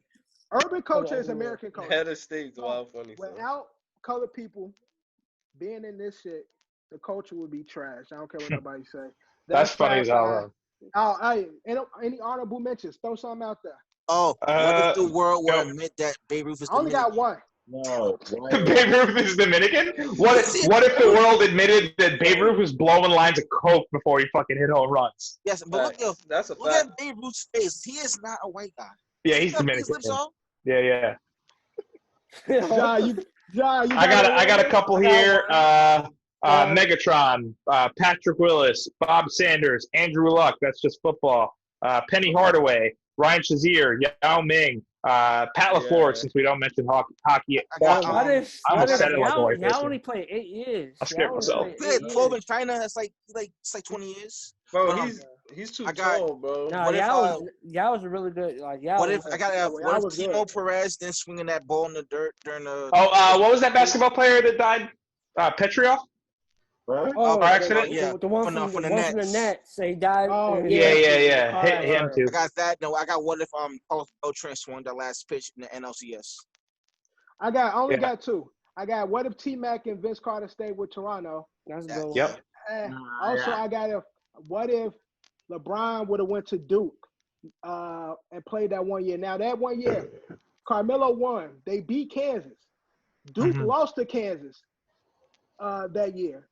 So LeBron it would have been Melo LeBron. I don't know if no, it would have been part. I'm going on record. LeBron can't guard Melo. Syracuse still would have won. Are you serious? No, but you can't. Melo would have been in the NBA. LeBron would have been in college. It was a year apart. But the only thing I can say is LeBron probably would have went to Ohio State. Yeah. No, he was saying that he would have went to Duke. He's on record saying that he would have went to Duke. That's why I said Duke. He's on record saying that if he would have went to. I got a couple. DQ. What if Matt Harvey went on the bench and didn't pitch that last time? My what if LeBron would have played football? Well, no. Okay. What if Allen Iverson would have played football? Because he was really good. AI was filthy. Would have got murdered. Nah, but AI was a really good football player. I know that's what if Greg Oden wasn't Mr. Glass? No, that was one of them. What if the Kardashians didn't exist and ruined everybody in the sports entertainment industry? What if the last Lamar wouldn't have been on crack? And the Bulls try to go for the 4-peat. What happened? We missed this. What if Reggie didn't smoke weed? Ricky. We didn't say it. Ricky. I don't know why I got confused because it said Kardashians. No, we spoke about it earlier, but what if Ricky wouldn't have retired? Yeah, but what if the Bulls would have went for 7? What if Vic never went to jail? What if? Word. It's a lot of what ifs, man. My boy Brandon Roy getting hurt. Grant Hill getting hurt. Grant Hill? I thought I had that. Him and T-Mac would kill their own. Word. What if the Bears drafted the right QB? That's all I got. What are you talking about, Mitch? Get my last one. Patrick Mahomes and Deshaun Watson. Yeah. No, but there was QBs far superior to him. But I got one. What if the Giants drafted a quarterback when they were supposed to and not a running back? I'm going to go Saquon. What if McAdoo got the draft? What if Sam Darnold didn't see ghosts? What if Sam Darnold didn't go out and make out with girls all night? I mean, if that's my biggest problem, whatever. All right, so we moving on for what if. 5-5, what if. This was a good one. This was a real good one. Y'all got ideas for the next one? Let me know so we can switch. Will do. I have an idea for this whole segment, but we'll talk later. I got one for best star cut for next week. I got one for best star I wanted out ideas for the 5-5, so help me out. All right, we're gonna get into the last segment. We're covering the Bruce Lee Beatwater documentary, 30 for 30. It's 2 hours doc, just discussing and talking about the history and the greatness of probably the most iconic martial artist in American culture and probably world culture, besides the Ip Man, Bruce Lee. So, John, what did you take from the Bruce Lee Beatwater documentary, 30 for 30? It was good. It was a very good documentary, and I like, obviously this country's had plenty of issues with race and discrimination, and I like how we get like another person that was doing things for his culture and his race that it wasn't doing like he put on. So like he was talking about how the Asians, like they always played like the villainous roles and everything, or they played servants and shit. Freaking what's that guy's name? Mickey Rooney in that horrible ass movie. But it's just how he changed it, he changes like, now I'm gonna play the good guy, I'm gonna do this. Right. And like he helped change it. So like, he helped impact it. It's different now, but he helped pave the way for that, because he was stuff that he was dealing with. And just like his life, it's just, he's interesting. Like, his mindset, everything is like, and then the martial arts of it. Obviously, there's probably some martial artists that we never heard of that's probably like crazier than him. But from what we've seen and was put on film is like, he could do, like, Bruce Lee could do some shit. Yeah, he was the perfect representation, for his art form. He could really do some shit. And he's just like, Bruce Lee is like, Now, maybe he was doing the interview and they was telling him to show the movie. Like, and the dude kept jumping. He like, don't worry. He's good. I'm not gonna hit you. Like, chill out. It's just like the control that he had, like Bruce Lee has, like he's one of the baddest people walk on this planet. Let's put it that way. Like, oh yeah, like 130 pounds. But soaking wet. But he's just could do a push-up like this. You know what I'm trying to say? But you just know what he's capable of, But he said, like, you throw punch. When I hit with the fingers. I hit with this. I do it like this. I do it like that. I chop like this. Like, yo, it's like, but Bruce will really fuck you up. But you could also tell how he influenced like pop culture going forward. Like it seeped into a whole bunch of other things. Like, even though he put on for like his people, his race, but his influence carried over to others because everybody else was able to see and capture his greatness, and witness his greatness. Right. Eddie, what did you think about the typecasting of it's crazy to see that, I don't like seeing other people be discriminated against, but it's like, wow, when you see other people like go through similar struggles as us, like on the part that they were for Asian roles, they would hire white actors if it had to kiss like a white woman in a role. Mm-hmm. Like they had John Wayne play Genghis Khan and shit. It's like this type of shit, like typecasting due to color. And can I say one quick thing also? Yeah. Another dope thing was how he chose to marry a white woman because he felt like that was like the diversity of America. That was what made it so special. Yeah. To have he said they would go out and he said they would go out and purposely be with the opposite race just to show people like, yo, this is what it is. But get back to you, Ed, in regards to the typecast and just American roles, still somewhat what we see today. What do you think about, even in today's time, we still face some of those issues that Bruce Lee was facing back in whatever time that was he was in? Yeah, so when Bruce was born, obviously he was born on the cusp of World War II, obviously the United States, and he was born an American citizen, born in San Francisco while his mom was pregnant, visiting the States. Obviously, it was off the break of World War II. We were at war with Japan. We had those concentration camps, whatever they called them. They were concentration camps. Basically, they were basically concentration camps. And then while he was growing up and while he was getting into his stardom, it was in the middle of the Vietnam War. There were several racial slurs thrown during this documentary. I don't know who was speaking at the time, but obviously racial slurs towards Asian Americans. I mean, like you said, we do still see that today, where you have Caucasians, again, that being the thing then, and also still kind of today, portraying people that should be in the Asian culture. And then when you do see the Asian culture portrayed, they're always, buck teeth, hat, don't speak really well English, and they're always dopey. Yeah, exactly. Always stereotypical, very, very dopey. And again, I mean, Bruce, had on my notes here, Bruce had his idea for the role that he did for WB, where it was his idea. He wrote it, he pitched it, where he was going to be a Japanese shogun that comes, a Chinese, it was Japanese shogun to come to America and to kind of liberate the Chinese people that were working on the railroads. And then he got replaced by David Haldane, which was another white. something like that. And it's crazy that after all that he's done and everything that he did in his career and how he built up, it's funny how WB came back to him and they wanted to make Enter the Dragon, Enter the White Man, Enter the Dragon. Sorry, which To the white of course they came after. After he had been doing his own thing in Hong Kong. I mean, obviously he made those 4 films. He was doing his whole teaching actual celebrities how to learn kung fu, like his version of kung fu. Yeah. He's willing to teach anybody. I know he doesn't like the word style, so I won't say style to honor him. John, you briefed on this briefly when he talked about his girlfriend real quick. I did want to mention this ultimate power move by Bruce Lee, bringing his now wife to a movie that he starred in. And she was like, "Hey, that's you." And he was like, "Oh yeah, no big deal." Like, yeah, whatever. That's the biggest flex ever. Yeah. So, obviously the guy's been in films forever, ever since he was a baby.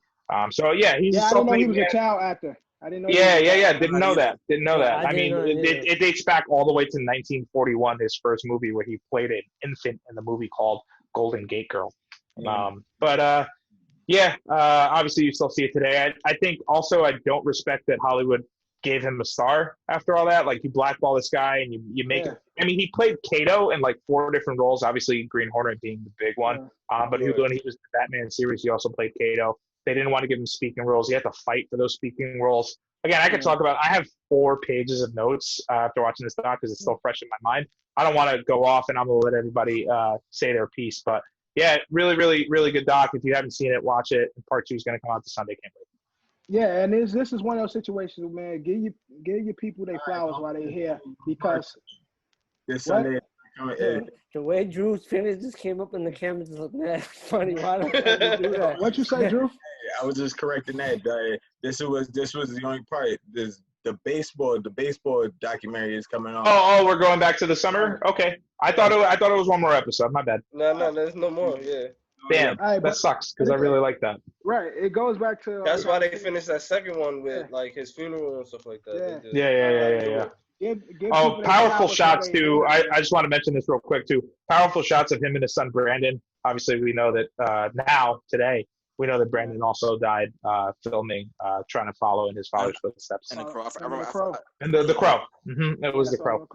So yeah, lots of powerful shots with him and his son. Oh, and it's cool. It was really sad. Fun fact: Bruce Lee and Brandon Lee are based on the characters Marshall and Forrest Law in Becky's series. Oh yeah, I knew Bruce Lee was. I didn't know Brandon was featured on there. But Kev, what's your thoughts on the Bruce Lee story? On the Bruce Lee doc, Be Water. Just to keep it direct, like overall, like obviously, I think we got a lot of insight into his childhood, his youth. Like, we didn't know. Like, I didn't know that he was an American citizen just off rip. You know what I mean? Mm-hmm. And then brought back to Hong Kong, and didn't know that he was in movies since he was a kid. And I guess what they said, his father was a little reluctant to do that, but he caught some popularity. So like his dad's probably like, "Yo, you make good out there. Do what you gotta do." Then just to know that he took every like extent to learn his craft. He was out, fighting in underground fight clubs, which of course we don't speak about. But his family, like somebody came to the house and was like, "Yo, you out there fighting again? I don't know what's gonna happen to your boy. Yeah, but, you gotta get him out of here. He can't dodge bullets, bro. So you need to stop fighting." Like, and they sent him out here, and just overall, like Asian culture, you guys are relentless as far as work ethic and stuff like that. So I mean, he's just another representation for you guys, and it speaks volumes. He's one of the most lethal, like, I don't know, like celebrities to ever walk the earth, bro. Like, and something that he took pride in and noting and saying all the time was the fact that, like, what he was teaching others was the grandfather of karate and all these other jujitsu style, like, fighting techniques. Like, and a fluid thing that, is, everything else is just under the umbrella of this. Before Bruce Lee too, it wasn't allowed. You weren't allowed to do. You weren't allowed to teach kung fu to Americans, to the West. He was the first one doing it. Yeah, he was. So no Bruce Lee. Also, he helped. Yeah, I'm saying he helped influence like mixed martial arts. Like he helped put that. influences of mixed martial arts. Yeah. Hey, DQ, any thoughts? I was surprised how fairly short his movie career was in the U.S. He was only here for 3 years, technically, from Yeah, 70 and to 73. Like 4. yeah. But he had a lot of TV shows. Yeah, I've watched the Green Hornet before. It's pretty cool, but I just, like he literally didn't have any speaking roles. That's why I was kind of excited when he remade it. Seth Rogen, that shit was horrible. But, Yeah, it was bad. but yeah, like his influence on the like martial arts is so vast. Like he's literally a character at least one time in every fighting game. But that's pretty much I pretty much touched everything else. But yeah, it's a really good documentary. All right, AD, you last because you was the one who was being disrespectful in the group saying this. Word. You didn't even want to cover this. And he didn't want to cover it. Like, just all out blasphemy. So I'll let you go. He said Bruce ain't shit. Everything in pre-production is not sacred over here. You just want blast. No, we call you out here. Yeah, exactly. Everyone gets called out. Nobody's safe. All right, but since you watched it, what's your thoughts now? Did you watch it? Did you watch it? Yes, I did watch it. Everything was great from beginning to end. Just everything like y'all said was right. Shut up. Shut up. I was going to say. Nice. Yeah. I was going to say I did not know about it. I did not know about child actor stuff. Like I did not know about his child acting. Like that was one piece of information I did not know. It was nice to see that he was kind of seasoned. Yo, why is everybody laughing at me, bro? Like, Let's go. Laughing. Let's go. Yeah, nah. I was about to sneeze, bro. Like, what are you talking about? Just go. Yo, just go. Johnny the one laughing. Yo, I'm taking blame. I'm not the only one. I'm laughing because I see other people's faces. And you can go back and look at the footage, and you can see. I'm not gonna say no names. I'm not gonna point no fingers. Just go back and look. All right. That don't cut. AD, give us your take so we can get through this shit, man. Fuck me. Just to know, he was the greatest. I can say he was the greatest martial artist ever. Like that is definitely his realm. Like nobody does it better than him. And how he like took on for like his people and like the work of acting. Like he definitely broke down barriers. Like he was one, like, and like it's like his death was like he was definitely too soon, definitely gone too soon. And like we wish that he would stay around for as big as ever, which was Enter the Dragon. Like, and his whole life is just interesting, and that's my take on that. Yeah, I mean, definitely a great dot. Didn't know he was a child actor. It was nice seeing that, he faced a lot of issues that people of color face, and he just was determined to make a change. So definitely dope to watch. But yeah, that was good. His daughter's also was an actress also. Remember on Fox Kids show WMAC Masters, we had the people in the karate suits. Oh yeah. Right. She was the host of that. She was host of that. You know that. And sidebar, the Kobe 5 Bruce Lee's are retroing. And another sidebar, Jason Scott Lee ain't Bruce Lee's son. I used to think that was the guy who actually played him in the Bruce Lee. Really? You thought he was his son? I thought they were related, but he has no relations to Bruce Lee. But okay, but that's our pod, man. Allstars, episode 8. Thank you guys for watching. AKA the Ocho. Yeah, thank you to the whole team being here. AD here, DQ here, Jet here, Johnny 5 here, and of course our host Eddie Harchada is in the building. Make sure you like, comment, subscribe. This video is brought to you by Culture Capsule and sponsored by Don's Inc. We'll catch y'all next week with a brand new episode like always. Eddie, what you say? I didn't say nothing. No, what do you say when we leaving? Oh, we out! Right. Need water, my friends.